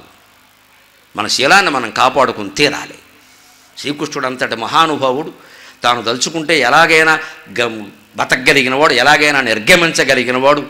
చెప్పా పెట్టకుండా అర్ధరాత్రి వెళ్ళిపోయి అరణ్యంలో బోయవాడి బాణానికి తల ఒగ్గి చనిపోయాడమ్మా. ఆలోచించండి భాగవతం అంటే ఏమిటో. ఎందుకు ఆ మహానుభావుడు అలా ఆలోచించాలి? పైగా ఈ 5-6 రోజుల పాటు దిక్కు లేదండి, ఆ శరీరం అలాగే ఉందండి, ధూళిలో పడి ఉందండి. ఎందుకు భరించాడు? గాంధారి శాపాన్ని గౌరవించాడు మహానుభావుడు. భగవంతుడైన శ్రీకృష్ణుడు పతివ్రత శాపానికి తల ఒగ్గాడు. పాతివ్రత్యం అంత గొప్పది, పాతివ్రత్యం అంత గొప్పది, శీలం అంత గొప్పది. నమస్కారం, నమస్కారం. శీలానికి ప్రాధాన్యం ఇవ్వండి. గాంధారిని గౌరవించడం కోసం ఆ శిక్ష అనుభవించాడమ్మా. లేకపోతే భగవంతుడు ఆయన ఎలా అనుకుంటే అలాగే వెళ్ళగలడే. ఆవిడ శపించింది, కోపంలో ఉందో తాపంలో ఉందో ఆ పాపం ఆవిడిది, నాకు అనవసరం. ఆ శాపం అమలు జరగాలి. లేకపోతే లోకంలో శీలవతులు గౌరవం ఉండదు. శీలవతులు, పతివ్రతలు, ఏకపత్ని వ్రతులు, ఏకపతి వ్రతులు ఉంటేనే లోకం బాగుంటుంది. ఆ శీలం లేకపోతే బతుకు దేనికి? కర్మ కాలితే విడాకులైతే వేరే విషయం అండి. కావాలని శుభ్రంగా ఏడాది కాకుండా 2 ఆకులు కాకుండా అసలు చేసుకోవడమే విడాకుల కోసం అన్నట్టుగా చేసుకోవడం. ఉంటే ఉండొచ్చు, లేకపోతే కాఫీ కొట్లా. అదేమిటండి? చేసుకునేటప్పుడు పూర్తి సంకల్పం ఉండాలి కదా. బాగుంటే కలిసి ఉండొచ్చు, లేతే లేదా. ఇదేం బొమ్మ బొరుసునా? బాగున్నా బాగుండకపోయినా ఎన్ని రోగాలున్నా అదే భర్త, అదే భార్య ఉండవలసిందే. అలాగా విడాకులు తీసుకోవాల్సిన పరిస్థితి వచ్చింటే కృంగిపోవాలి, కృషించిపోవాలి, బాధపడాలి. తప్పనిసరి పరిస్థితి అయితేనే, మొగుడు రాక్షసుడైతేనే, భార్య పచ్చి వ్యభిచారి గయ్యాళి అయితేనే చెయ్యాలి ఆ పని. మిగిలినవన్నీ సర్దుకోవలసిన వ్యవహారాలండి. శీలం ఒక్కటే కదా సర్దుకోలేంది. అది సర్దుకోలేం కదా, ఎన్ని సర్దుకున్నా. ఆ కారణం తప్పితే అహంకారాలు వచ్చేస్తున్నాయండి అందరికీ. నేను ఎందుకు నీ మాట వినాలి? నేను సంపాదించుకుంటున్నా. నేను చెప్తే ఎందుకు వినావు? నేను మొగాడిని. వచ్చేస్తున్నాయండి. ఈ మొగతనం వీడు విడిచిపెట్టడు, ఆ అహంకారం ఆవిడ విడిచిపెట్టదు. ఏడాది కాకుండా విడాకులు. దీనికి మొత్తం వెనకాల నుంచి అటు ఇటు ఉభయ వర్గాలు, పాకిస్తాన్ ఇండియా లాగా సపోర్టింగ్. మా అమ్మాయికి మేము, మా అబ్బాయికి మేము. మరి ఏమవుతాయి ఈ దంపతులు? ఎందుకు ఇప్పుడు కోట్లు ఖర్చు పెట్టి పెళ్ళిళ్ళు చేస్తున్నారు. కోట్లు, లక్షలు కాదు, కోట్లే. అన్ని కోట్లు ఖర్చు పెట్టి చేసింది విడాకులుగా. ఆలోచింతురుగాక మేరలో. ఈ అహంకారం కారణంగా కదా విడాకులు వస్తున్నాయి. ఆర్థికం కూడా కాదండి, అహంకారం అండి. నేను ఎందుకు వినాలి? మనం చదువుకున్నది, మనం ఉద్యోగాలు చేసేది అహంకారానిక? ఎవరి మాట వినకుండా విచ్చలవిడిగా తిరగడానిక? అందుకోసమా? అదే సంస్కృతి, అదే సంప్రదాయం. ఆలోచింతురుగాక. మన వేషధారణ దగ్గర నుంచి వస్త్రేణ వపుష, నువ్వు ఎలా కూర్చున్నావు. వపుష అంటే బాడీ లాంగ్వేజ్ అంటారు ఇవాళ. వపుష అంటే శరీరం.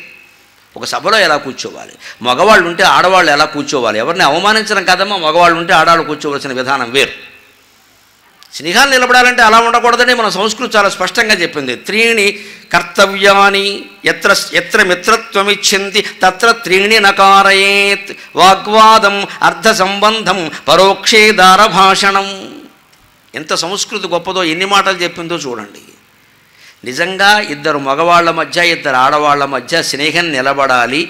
20 ఏళ్ల స్నేహం, చదువుకున్నప్పుడు స్నేహం 60 ఏళ్ళు వచ్చినా కొనసాగాలి అంటే 3 పనులు చెయ్యొద్దన్నారు.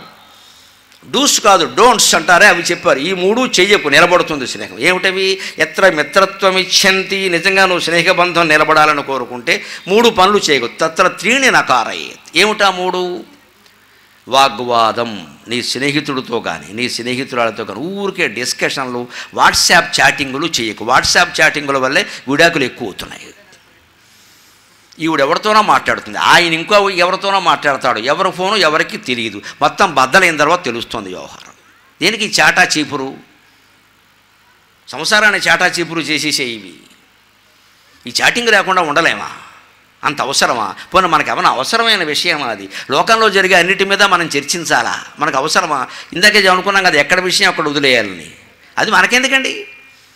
మా బోటి కాళ్ళకంటే మా కర్మ కొద్దీ ప్రవచనాలు చెబుతాం కాబట్టి కొన్ని వార్తలు కూడా తప్పవమ్మా, మీకు అందరికీ ఏమి అవసరం అవన్నీ. అది అనవసరం కదా, రామకృష్ణ అనుకుంటూ ఉంటే పోలా.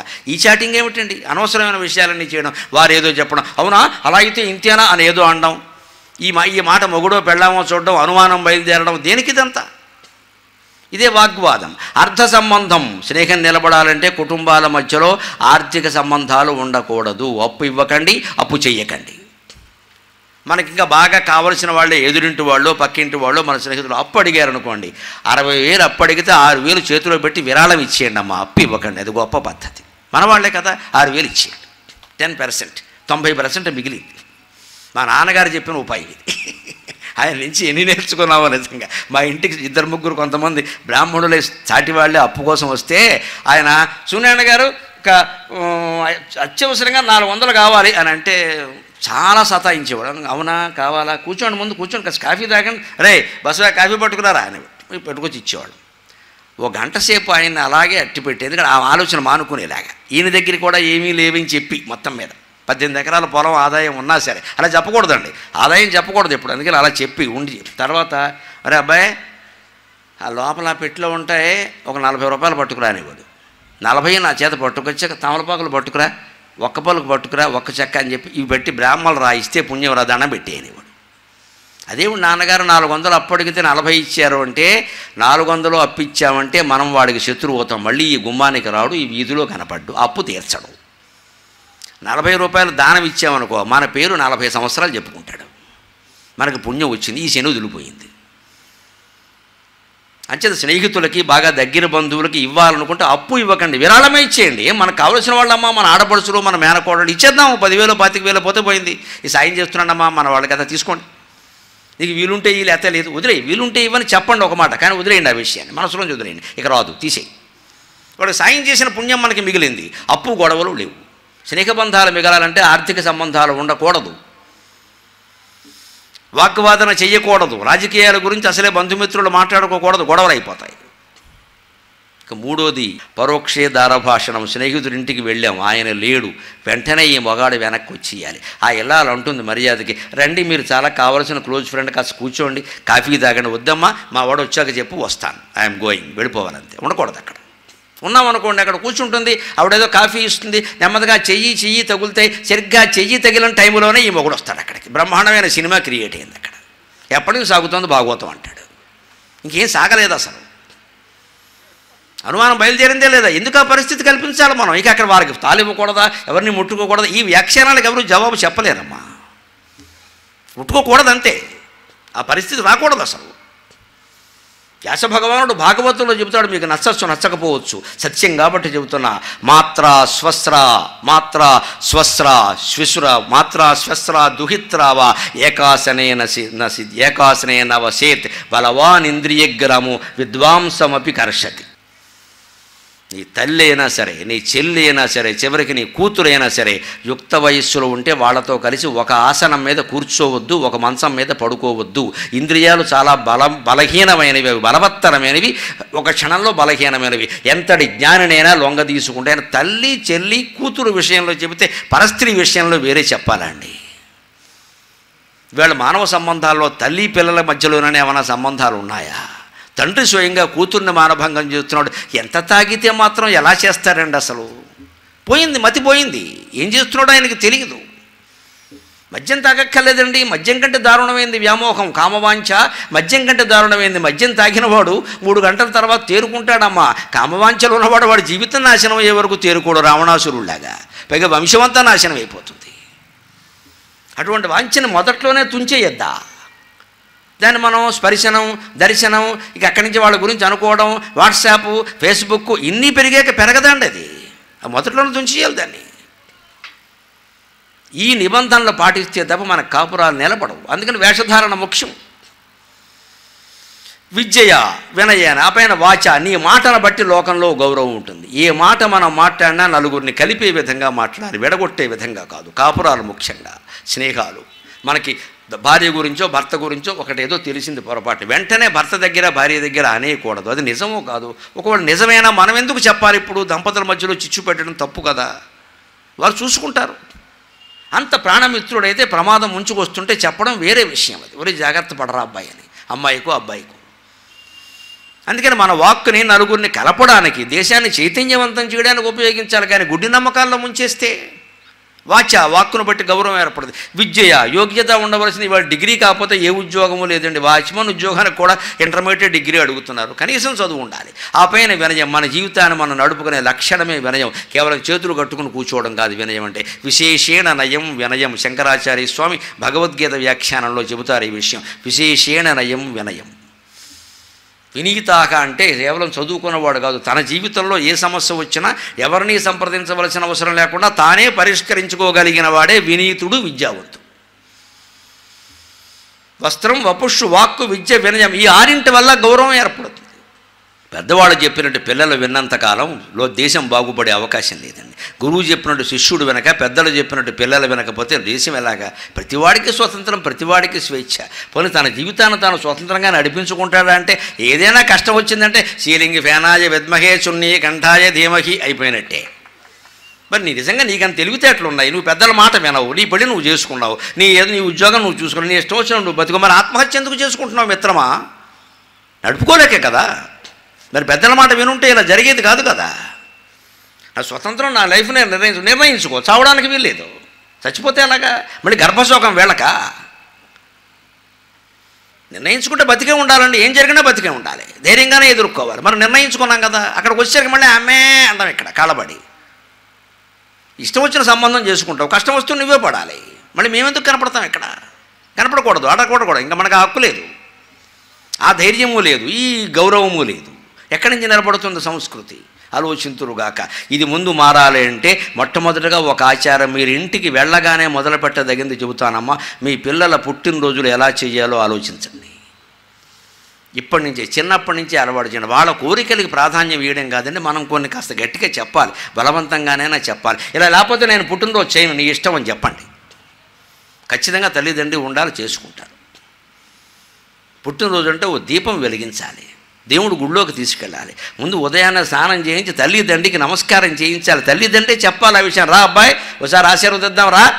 ఇంట్లో అంతకంటే పెద్దవాళ్ళు ఉంటారు తల్లిదండ్రి. ముందు వాళ్ళకి దండం పట్టాలి. వితంతువైనా సత్తంతువైనా సరే ముందు మామగారికి పెట్టాకే కోడలకి.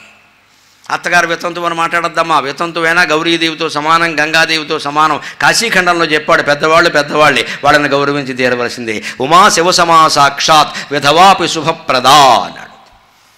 వితంతువైనా సరే అంతవరకు ముత్తైదువుగా ఉంది, భర్తకి పిల్లలకి సేవలు చేసింది. ఆవిడ బతుకున్నంతకాలం ఉమా శివసమా సాక్షాత్. స్కాందపురాణంలో వ్యాసుడు చెప్పిన మాటది. ఉమాదేవితో సమానం, పార్వతీదేవితో సమానం, మీరు అవమానించకండి అని చెప్పాడు. ఇంట్లో పెద్దవాళ్ళు ఉంటే వాళ్ళకే ముందు దండం పెట్టించాలి. మామగారు ఆశీస్సులు, అమ్మమ్మగారు ఆశీస్సులు, తర్వాతే వీళ్ళు.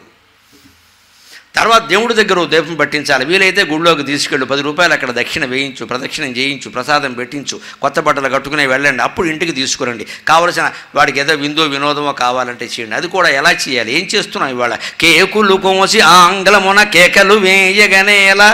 ఆ కేకు ఎక్కడో తయారైంది. ఆ మాట కూడా తెలుగు మాట కాదు, ఇంగ్లీష్ మాట. అది పట్టుకుని కోయడం, ఆ కత్తితోనే నోట్లో పెట్టడం, రేపు నీ నాలుగు కోసేస్తానన్నట్టుగా. ఈ మధ్య ఇంకా వెర్రి బయలుదేరింది. కేకు కోసి నోట్లో పెట్టడం కాదు, మొహమంతా పుయ్యడం. ఎంత గొప్ప సంస్కృతో! అర్ధరాత్రి వేళ మొహమంతా పుయ్యడం దెయ్యాల్లాగా. ఆ తర్వాత వెళ్ళి వాడు స్నానం చేయడం. ఈ జన్మకు వదలదు అది. అదేమన్నా సున్నిపిండా, నలుగుపిండా, నువ్వుల నూనె. ఈ కేకులు కోసి వెంటనే హ్యాపీ బర్త్డే టు యూ. సిగ్గు లేదా ఈ మాటలు మాట్లాడడానికి?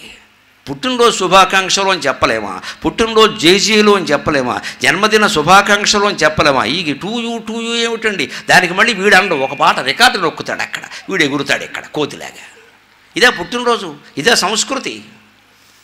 ఈ చిన్న పని కూడా మనం చేయలేమా? అందులో కూడా పిల్లల్ని కాస్త నియంత్రించలేమా? అంత గారాబం అవసరమా? నోరు మూసుకో, చేస్తే చేస్తా, లేదా లేదు పో చెప్పాలండి ఖచ్చితంగా. అది ఖచ్చితంగా. వీళ్ళ తిథులు గొప్ప కాదండి. ఫోన్ నొక్కుంటే వస్తున్నాయమ్మా తిథులన్నీ, పంచాంగాలన్నీ ఉన్నాయి, పత్రికల్లో వస్తున్నాయి, రోజు పంచాంగంలో వస్తున్నాడు. కష్టమేం లేదండి ఇవాళ. పూర్వం అంటే కష్టం, ఇప్పుడేం లేదండి. డేట్లు అయితే గుర్తుంటాయి, అనవసరపు వాగుడు వాగక్కల ఇవేనే గుర్తుంటాయి.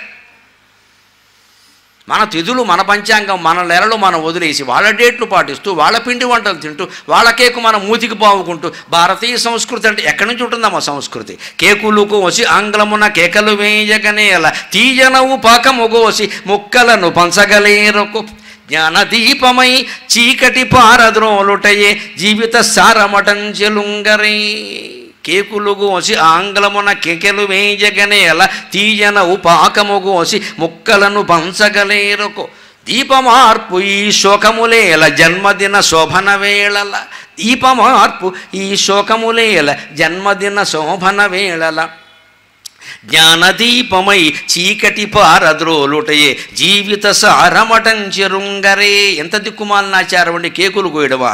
దాని మీద 16 ఏళ్ళు వచ్చేట 16 కొవ్వొత్తులు వెలిగించి ఉఫూ, ఎంత రాక్షసుడో 16 కొంపలు అర్పేశాడు.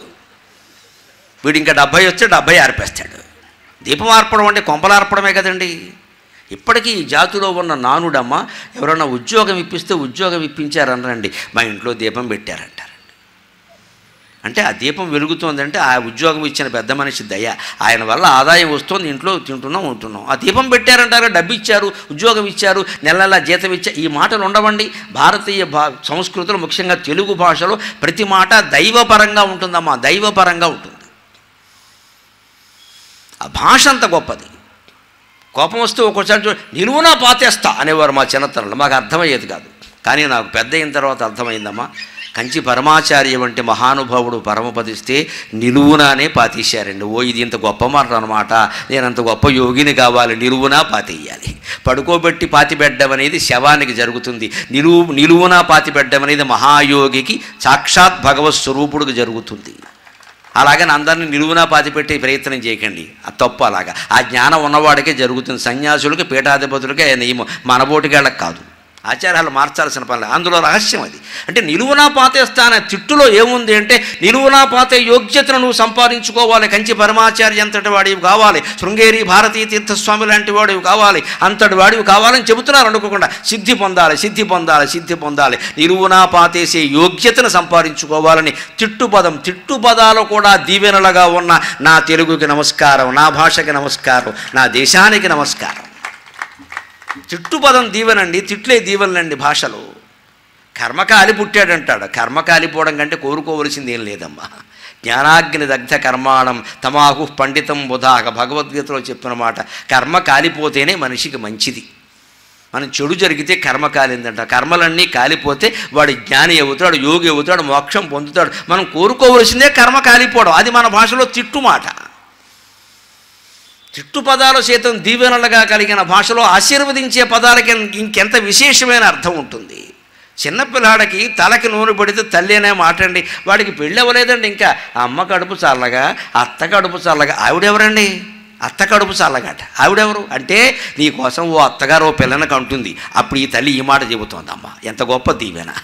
అమ్మ కడుపు చల్లగా, అత్త అంటే మేనత్త కాదండి, ఆవిడతో సంబంధం ఏంటి ఇక్కడ? అత్తగారు.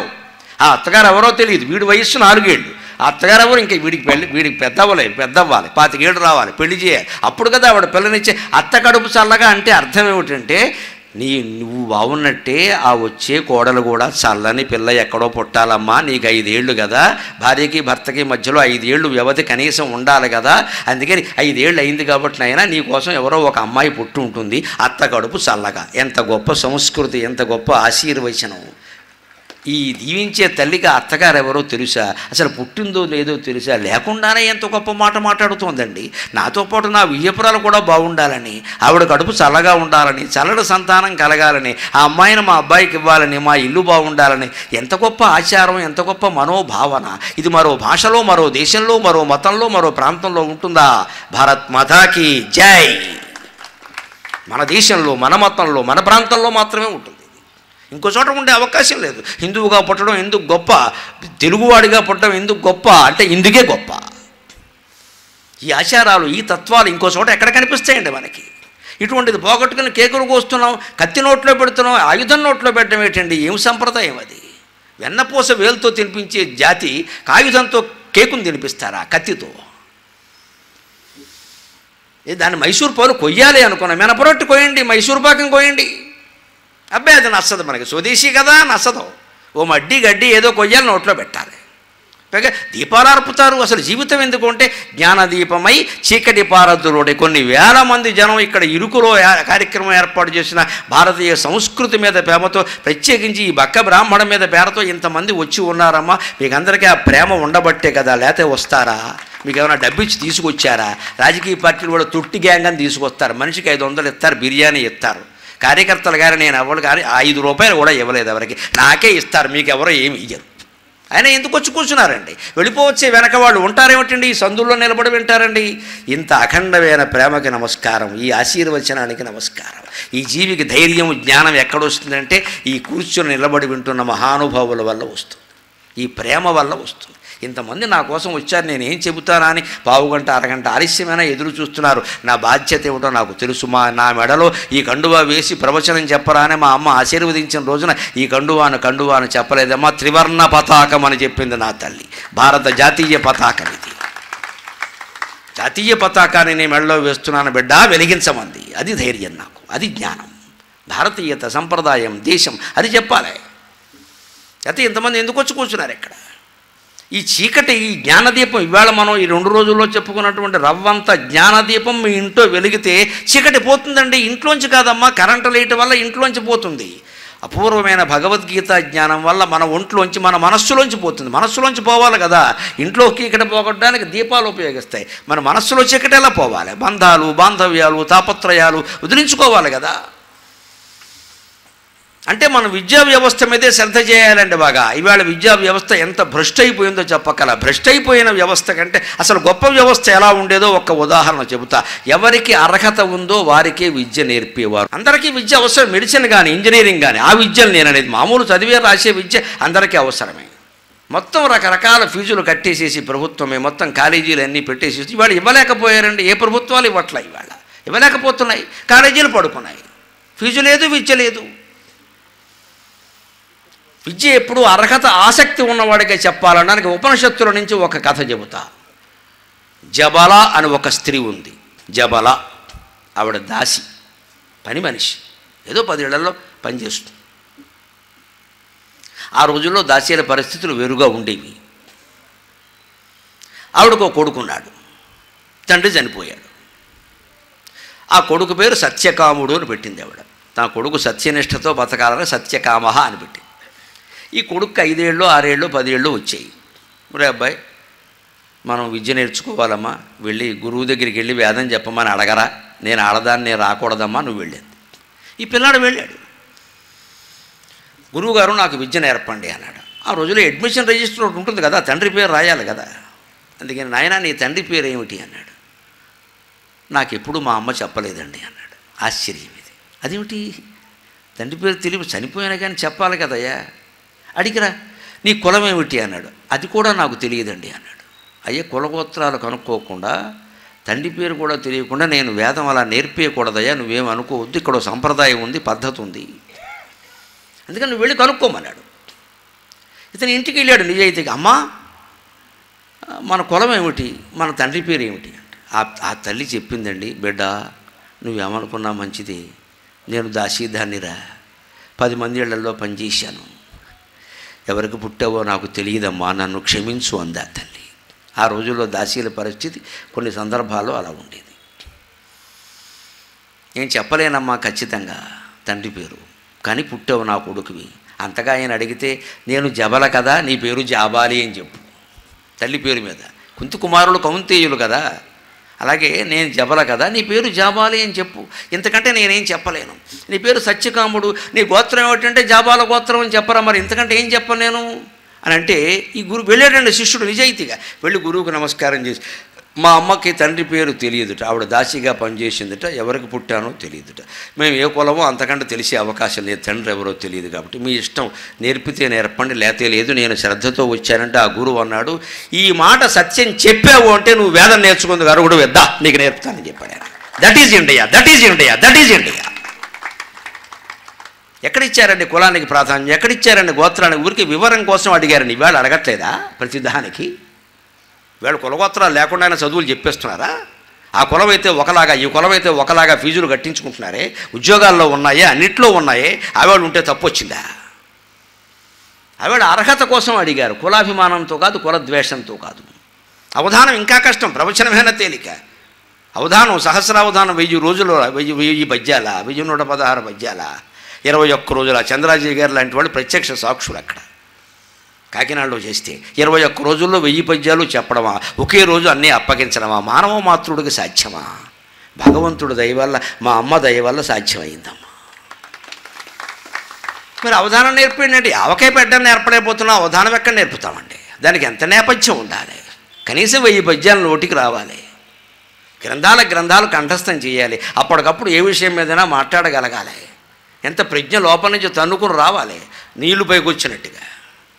ఆ అర్హత ఉందో లేదో గురువు కనిపెట్టాలి, అప్పుడు అవధానం నేర్పుతారు. కానీ ఊరికే ఎలా నేర్పుతారు? నేను డిగ్రీ చదువుకున్న అవధానం నేర్పమంటే దాని బీఈడి కోర్సా? దానికి కొన్ని అర్హతలు ఉన్నాయి కదా. అందుకని అతను ఏమన్నాడంటే, అసలు నిష్కర్షగా నా తల్లి ఇలాంటిది తప్పనిసరి అయింది, నేను పుట్టాను, నా తండ్రి ఎవరో నాకు తెలియదు, నా తల్లి పేరు జబల, కాబట్టి మాది జాబాల గోత్రం, నా పేరు సత్యకాముడు, మీకు ఇష్టమైతే చదువు చెప్పండి, లేతే లేదనగా నా గురువు అన్నాడు, ఇంత నిక్కచ్చిగా నిజం చెప్పావు అంటే వేదం సారాంశం అంతా నీకే తెలుసురా, సత్యం వద ధర్మం చరా, నీకు నేను చెబుతాను దా అని చెప్పాడు. చెప్తూ కూడా ఊరికే చెప్పలేదండి, పరీక్ష పెట్టాడు. నిక్కచ్చిగా నిజం చెప్పాడు, బాగానే ఉంది. జ్ఞాపక శక్తి ఉందా? ధారణ ఉందా? స్వయం ప్రజ్ఞ ఉందా? లేకుండా విద్య శోభించదండి. స్వయం ప్రజ్ఞ ఉండాలి, ఎన్ని పుస్తకాలు చదివినా సరే స్వయం ప్రజ్ఞ ఉండాలి. అందుకని ఆ స్వయం ప్రజ్ఞ ఉందో లేదో తెలుసుకోవడం కోసం ఆయన పరీక్ష పెట్టాడు. ఆ రోజుల్లో అడ్మిషన్ దొరకడం ఎంత కష్టంగా ఉండేదో చూడండి. ఒక గురుకులంలో ఏమిటి ఆయన పెట్టిన పరీక్ష? 400 పశు ఆవులు ఇచ్చాడు. అందులో ఎద్దులు, గిత్త దూడలు, లేగ దూడలు లాంటివి ఉన్నాయి, దూడలు ఉన్నాయి, ఆవులు ఉన్నాయి, ఎద్దులు ఉన్నాయి. 400. అబ్బాయి వీటిని తీసుకెళ్ళు, అరణ్యంలో మేపు, 1000 అయ్యాక తీసుకురా, అప్పుడు నీకు చెబుతానన్నాడు. అది విద్య. ఇవాళ చదువు రాకపోతే గొడ్లు కాసుకోమంటా మనం. ఆ వేళ ఎలా ఉండేదంటే, గొడ్లు కాయడం బాగా వచ్చిన వాడికే చదువు చెప్పేవాడు. నువ్వు తగిన వాడివిరా, నీకు ఇవి గొడ్లను కాయగలిగావంటే మనుషులు కూడా కాయగలవు, తేలిగ్గా నువ్వుదా నీకు చెబుతా. ఈ 400 గోవులు 1000 ఆవులు అయిన తర్వాత రమ్మని చెప్పాడు. ఆ పిల్లాడికి గురువుగారు చెప్పారంతే చేయాలి, 400 ఆవులను తోలుకుని వెళ్ళిపోయాడు. ఎప్పటికో 2 ఏళ్లకో 3 ఏళ్లకో అవన్నీ కొన్ని పెద్ద అవుతాయి, ఎద్దులు ఆవులు కలిస్తే దూడలు పుడతాయి కదా, ఆ రకంగా ఎప్పటికో 2-3 ఏళ్లకి 1000 అయినాయి. అప్పుడు కూడా ఈ పిల్లాడికి 1000 అయినాయని రోజు లెక్క పెట్టుకుంటూ కూర్చోలేదండి. ఆ విద్యార్థి దృష్టి గురువు చెప్పిన పని చేయడం మీదే ఉంది తప్ప లెక్క పెట్టుకుంటూ కూర్చోలేదు. అందులో ఒక ఆవుల్లో కూడా పూర్వజన్మలో మన జ్ఞానులైన వాళ్ళు ఆవులుగా పుడతారు, ఒక్కోసారి శాపవశాత్తు రకరకాలుగా జరుగుతాయి. అందులో ఒక ఆవు అంబా అని అరిచి, మేము 1000 అయ్యాం తీసుకెళ్ళు అని చెప్పింది. ఉపనిషత్తులో ఉంటుంది ఈ కథ. అంటే ఆ గోవుకి జాలేసింది ఇతని మీద. అయ్యో పిల్లాడు చదువు ఒప్పుకుండా పోతుంది, ఇంత కష్టపడ్డాడు, ఇతని వల్ల మేము 1000 అయ్యాం, అతనికి తెలియడం లేదు, 1000 దాటిపోయింది, 1200 అయ్యాం, లెక్క పెట్టుకోవట్లేదు, మేము 1000 దాటాం, మీ గురువు దగ్గరికి వెళ్ళు అంటే అంబా అండం మానేసి ఇది ఇలా మాట్లాడుతుంది ఏమిటని అప్పుడు వెళ్ళి చెప్పాడు.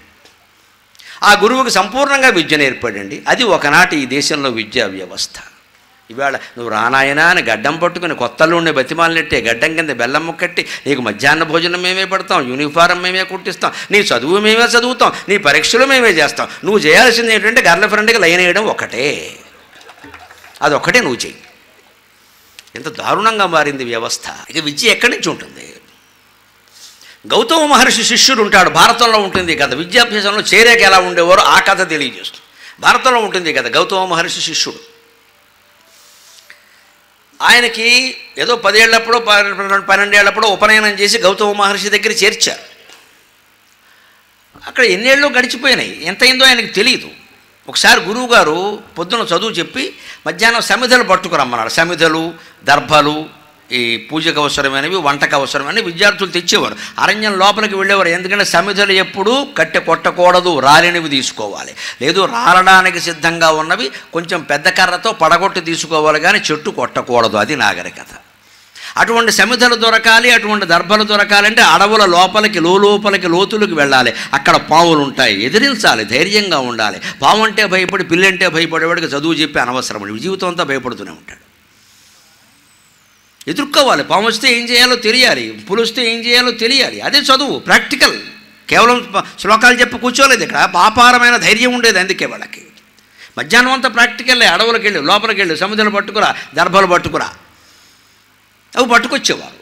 వంటకు సరిపడ కట్టెలు పట్టుకురా, ఎండిపోయిన కట్టెలు, ఏ చెట్టు కొట్టకూడదు, గొడ్డల చేతిలో ఉండదు, ఏ విద్యార్థి చేతుల్లో గొడ్డలు లేదు, కేవలం కట్టె లాంటి సాధనం ఒకటే ఉంటుంది. అది ఎందుకంటే రాలిపోయడానికి సిద్ధంగా ఉన్నదాన్ని పడగొట్టడానికి, అంతే. అంత జాగ్రత్తగా పర్యావరణాన్ని కాపాడి అరణ్యాలు కాపాడుకున్నారు. అరణ్యాలు బాగుండబట్టి వర్షాలు కురిసే, నెలమూడు వానలు కురిసేనయ్యా, బంగారు పంటలు పండేనయ్యా. ఈవేళ ఆ భాగ్యం లేదు ఇక్కడ. ఎందుకంటే అరణ్యాలు లేవు, మొత్తం కొట్టి పారేశారు. సగం అరణ్యాలు వీరప్పని మింగేశాడు, ఇంకా మిగిలిన వాళ్ళు మిగిలిన అప్పయ్యలందరూ మింగేస్తున్నారు. ఎక్కడా అరణ్యాలు లేవు.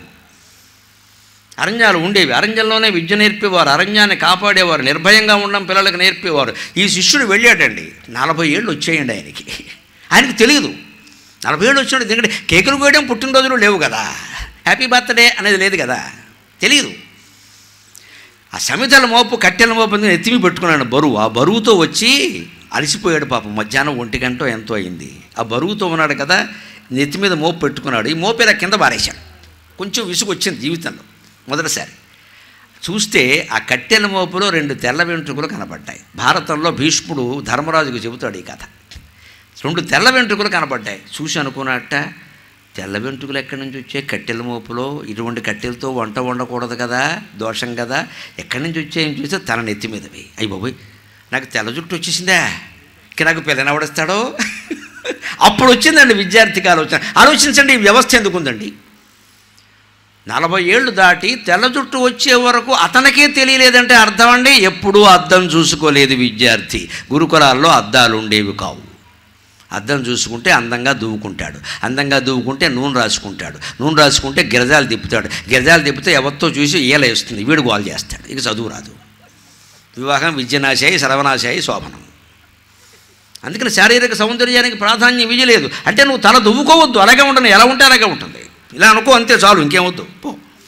దాన్ని ఇలా అనుకోవడం అంటే ఇంకా హాస్టల్లో ఉండవు, ఇంకా చదువుకి వెళ్ళవు. ఇంకా అంతవరకు అద్దం చూసుకోలేదు. బ్రహ్మచారులకి అద్దం చూపించేవారు కాదు. అద్దం చూస్తే వాడికి శారీర స్పృహ కలుగుతుంది. కలిగింది అంటే బ్యూటీ క్లినిక్కే, ఇంకా బోటనే ఉండదు, జువాలజీ ఉండదు, కలగద్దు.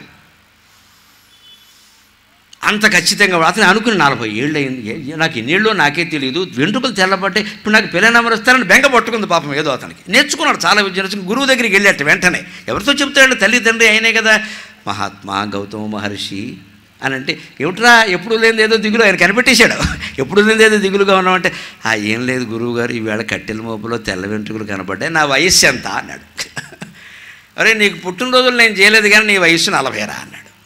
అయ్యి గురువు గారు 40 ఏళ్ళు విద్యాభ్యాసంలో గడిచిపోయింది, నాకు ఇప్పుడు పిల్లని ఎవరిస్తారంటే ఆ గురువు అన్నాడు, నీకు ఈ స్థితి వస్తుందని తెలుసు, నీ అంతటి నువ్వు అడిగే వరకు నేను పెళ్ళికి పంపొద్దనే పంపలేదు. నేను బాగా నేర్చుకుంటున్నావు కదా, ఇప్పుడు నేర్చుకున్నావమ్మా, నీ కోసం నేను ఒక ముని కన్యని పెంచాను, నువ్వు ఈ పిల్లని పెళ్లి చేసుకొని తాను పెంచిన కన్యనిచ్చి ఆయనకి పెళ్లి చేసి, నీ కోసం పెంచాను, నీకు వివాహానికి ఏం రోజు నీకు తగిన కన్య దొరకాలి కదరా. 40 ఏళ్ల పాటు అద్దం చూసుకోకుండా చదువు నేర్చుకున్నావు నాయన, నీకు పొద్దున లేచింది మొదలు రాత్రి వరకు బ్యూటీ క్లినిక్లో ఉండే ఆడద దొరికితే ప్రమాదం కదా నాయన. అందుకే నేను ఎలాంటి ఆడదాన్ని చూడాలో నేను చూసా, ఆ అమ్మాయిని నేనే తెచ్చి పెంచా. నా పెంపకంలో నువ్వు తగిన వాడివి, కొడుకైనా అల్లుడైనా నువ్వేనైనా తీసుకొని తనే కన్యాదానం చేసి జరిపించాడు. ఇది భారతం, ఇది భారతం, ఇది భారతీయ సంస్కృతి. బ్రహ్మచారికి అద్దం చూపించలేదు. ఈవేళ బ్రహ్మచారులకు ఉండే షోకులు గృహస్థులకి నేనే లేవు. ఎన్ని అద్దాలు, ఎన్ని దువ్వెనలు, ఎన్ని షోకులు, ఎన్ని హెయిర్ స్టైల్స్, ఎన్ని రకాల బళ్ళు. ఆ బళ్ళు ఎలా ఎక్కుతారు, వెనకాల ఎవరుంటారు, గర్ల్ ఫ్రెండా, బాయ్ ఫ్రెండా, ఒకరా ఇద్దరా, ఎవరికీ తెలియదండి. మన జీవితాలు ఎక్కడ పోవడం, మన అబద్ధాల వల్ల కదా. మరి ఇప్పుడు సత్యకాముడు ఆదర్శ విద్యార్థి కాదా, చెప్పుకోవాలా వద్దా? మనం ఎటువంటి విద్య నేర్పాలి, ఎవరికి నేర్పాలి?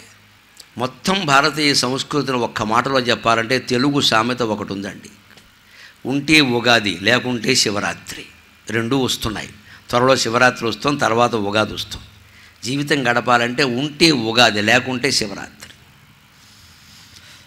నీకు ఉన్నప్పుడు హాయిగా షడ్రసోపేతంగా ఉగాది పచ్చళ్ళ పిండి వంటలు వేసుకుని తిను. లేదనుకో, నాకు లేదండి, దరిద్రుండండి, ఏడవక, శివరాత్రి అని చెప్పాయి.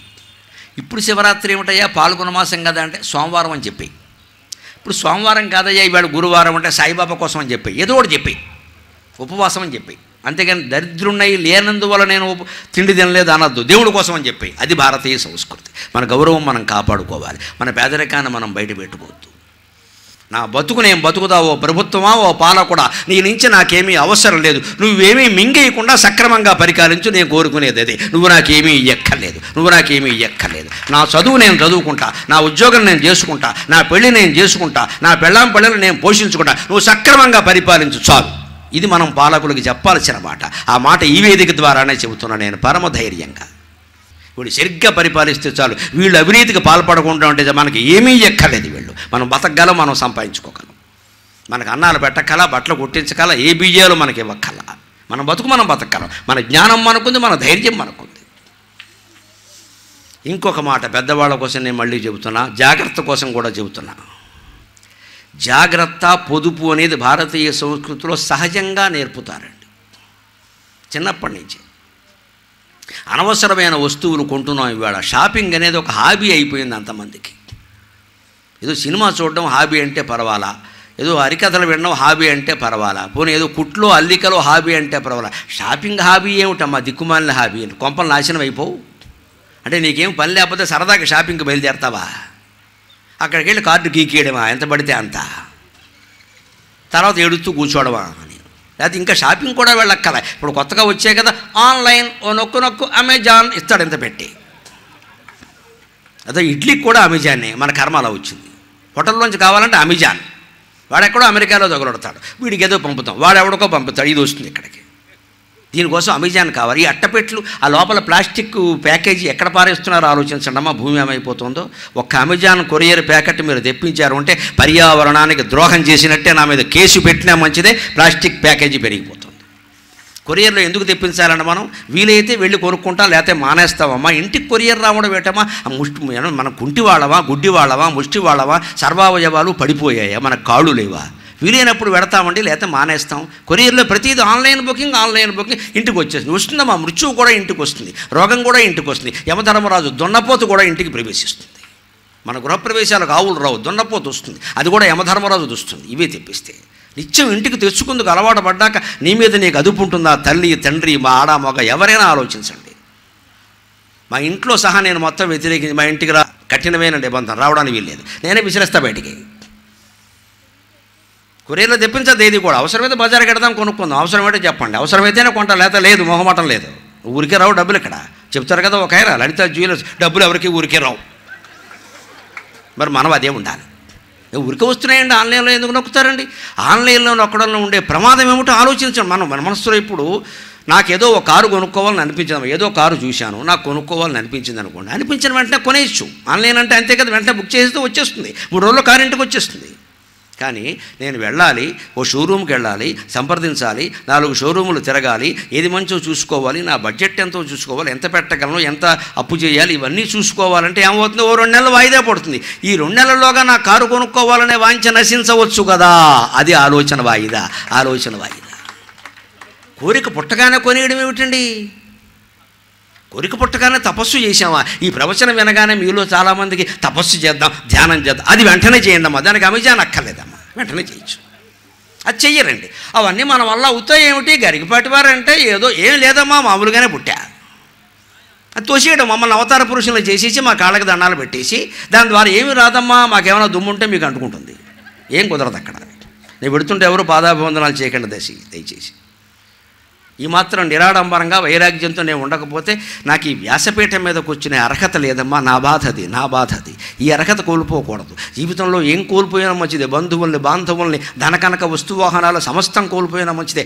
భగవంతుడు ముందు నిలిచి చిత్తశుద్ధిగా ప్రార్థన చేయగలిగే అవకాశం కోల్పోకూడదండి. అది ఒక్కటి ఉండాలి. అమ్మవారి దగ్గరికి చెయ్యెత్తగానే ఏం చేసేవరా వెధవా అని ఫోటోలోంచి ఆవిడ ప్రశ్నించకూడదండి నన్ను. ఆ నిజాయితీ ఉండాలి. నువ్వు ఎలా బతుకుతున్నావో, ఏం చెబుతున్నావో నన్ను ప్రశ్నిస్తే నా పని అయిపోయినట్టే కదా. అమ్మవారు అనుకో, ఫోటో కాదండి, అమ్మవారే ఆవిడ. చిత్తశుద్ధిగా అమ్మ నేను నిజాయితీగా బతుకుతున్నానమ్మా, నన్ను, నా కుటుంబాన్ని, నా బిడ్డల్ని కాపాడడం నీది బాధ్యత అంటే కాపాడుతోందండి. నాకు 62 ఏళ్ల వయసు, ఆవిడే కాపాడింది, లేకపోతే మనం అవడమండి. భగవంతుడు దయలేకపోతే ఇవన్నీ నడుస్తాయా? ఇంత ధైర్యంగా మాట్లాడుతున్నారు. ఎవరినంటే మీకు రక్షణ అంటే అమ్మవారు రక్షణమ్మ, మొహమాటం ఏం లే. అందులో తేడా వస్తే ఆవిడ చూసుకుంటుంది.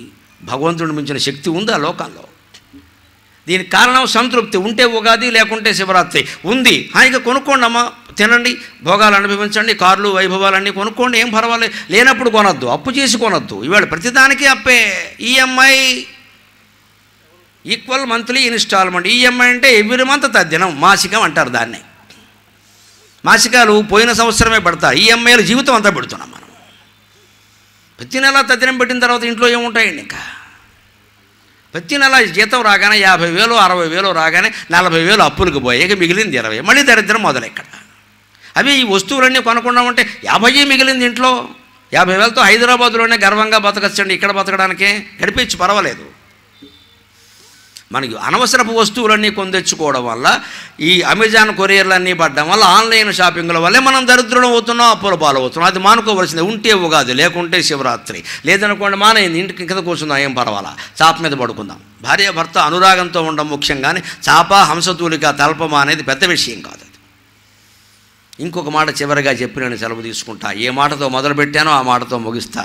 అంతిమంగా భారతీయ సంస్కృతి సంప్రదాయం ఏమిటంటే, పుట్టినప్పుడు నవ్వచ్చు, పోయినప్పుడు ఏడవచ్చు. కానీ జరుగుతున్న పరిణామం గమనించండి, సంస్కృతిలో సూక్ష్మం. బిడ్డ పుడితే మనం నవ్వుతాం, కానీ వాడు ఏడుస్తాడమ్మా. ఆశ్చర్యం కదా, వాడు ఏడుస్తాడు. ఎవరైనా పోతే మనం ఏడుస్తాం, కానీ పోయిన జీవి ఏం చేస్తాడో తెలియదు. కానీ గరుడ పురాణం సహా సమస్త శాస్త్రాల్లో చెప్పింది ఏమిటంటే, కాస్త యాతన పడతాడు ప్రాణం పోతుంటే, కానీ పైకి వెళ్ళిపోయిన తర్వాత ఎంత హాయిగా ఉందిరా ఈ శరీరం వదిలిపోయింది అనుకుంటాడు. ఈ మొత్తం బంధాలు, బాధ్యతలు, బరువులు, లేకపోతే ఉద్యోగాలు, వ్యాపారాలు మొత్తం వదిలిపోయేలా దేవుడు ఒక్కడ పెట్టేశాడు. ఒక్క బటన్ నొక్కాడు ఆన్లైన్లో, మృత్యు అని పోయింది, గొడవలేదు అనే జీవి ఆనందిస్తాటండి ఖచ్చితంగా. అంటే సరిగ్గా ఏం జరుగుతుందో చూడండి. పుట్టినప్పుడు బిడ్డ ఏడుస్తున్నాడు, మనం నవ్వుతున్నాం. పోయినప్పుడు చుట్టుపక్కల వాళ్ళు ఏడుస్తున్నారు. అందులో కొంతమంది నవ్వేవాళ్ళు కూడా ఉండొచ్చులేండి, పక్కకి వెళ్ళి నవ్వుతారు, పోయాడు మా బాగాని.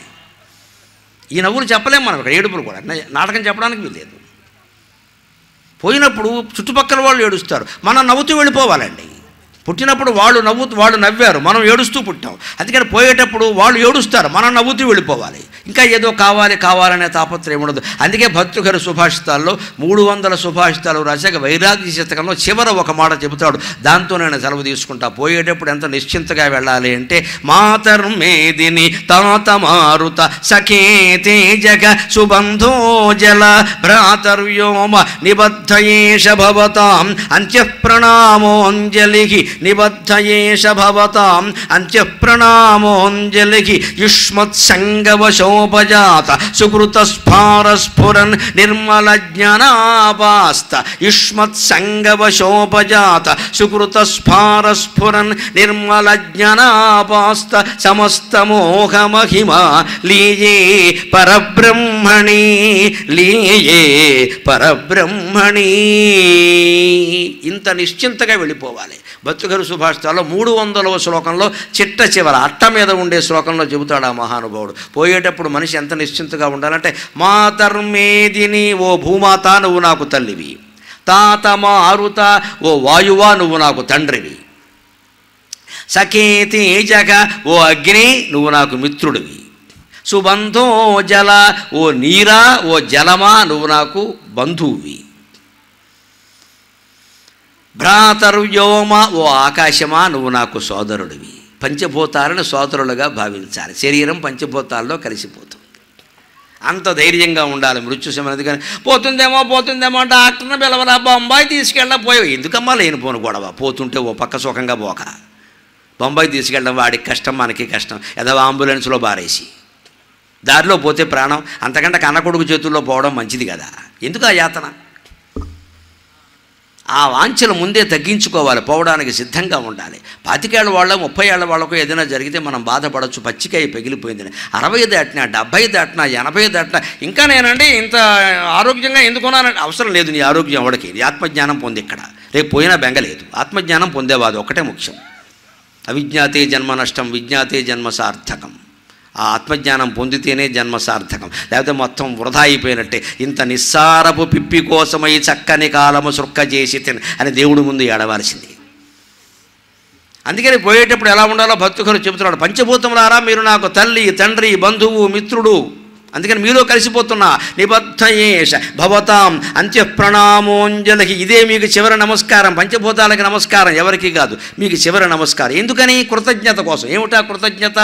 యుష్మత్సంగవశోపజాత సుకృత స్ఫారస్ఫురన్ నిర్మల జ్ఞానాపాస్త సమస్తమోహమహిమ లీయే పరబ్రహ్మణి. మీ సాంగత్యం వల్ల ఈ శరీరం ఏర్పడింది. ఈ శరీరం ఏర్పడడం వల్ల ఇందులో జీవుడు ప్రవేశించాడు. జీవుడు మనస్సులో, బుద్ధిలో తన కాంతిని ప్రసరింపజేయడం వల్ల ఇవన్నీ పనిచేసి ఆ మనస్సు కారణంగా ఆ బుద్ధి కారణంగా నేను శాస్త్రాలు చదవగలిగాను, శాస్త్రాల ప్రవచనాలు వినగలిగాను, విన్న కారణంగా జ్ఞానం పొందాను. ఆ పొందినటువంటి పరబ్రహ్మ జ్ఞానంతో ఆ పరబ్రహ్మలో లీనమైపోవడానికి సిద్ధంగా ఉన్నా. ఇది చివరి ప్రార్థన, ఇది చివరి ప్రార్థన. ఆ ప్రార్థనతో మనం జీవితాన్ని ముగించాలి. ఆ ప్రార్థనతోనే మనం ఉపన్యాసాన్ని కూడా ముగిస్తూ ఉన్నాం. స్వస్తి ప్రజాభ్య పరిపాలయంతాం న్యాయ్యేణ మార్గేణ మహిం మహిషాః గోబ్రాహ్మణేభ్య శుభమస్తు నిత్యం. లోకాః సమస్తాః సుఖినో భవంతు, లోకాః సమస్తాః సుఖినో భవంతు, లోకాః సమస్తాః సుఖినో భవంతు. స్వస్తి. సెల్ఫీలు, ఫోటోలు, పాదాభివందనాల కోసం ప్రయత్నం చేయొద్దు. అదే నాకు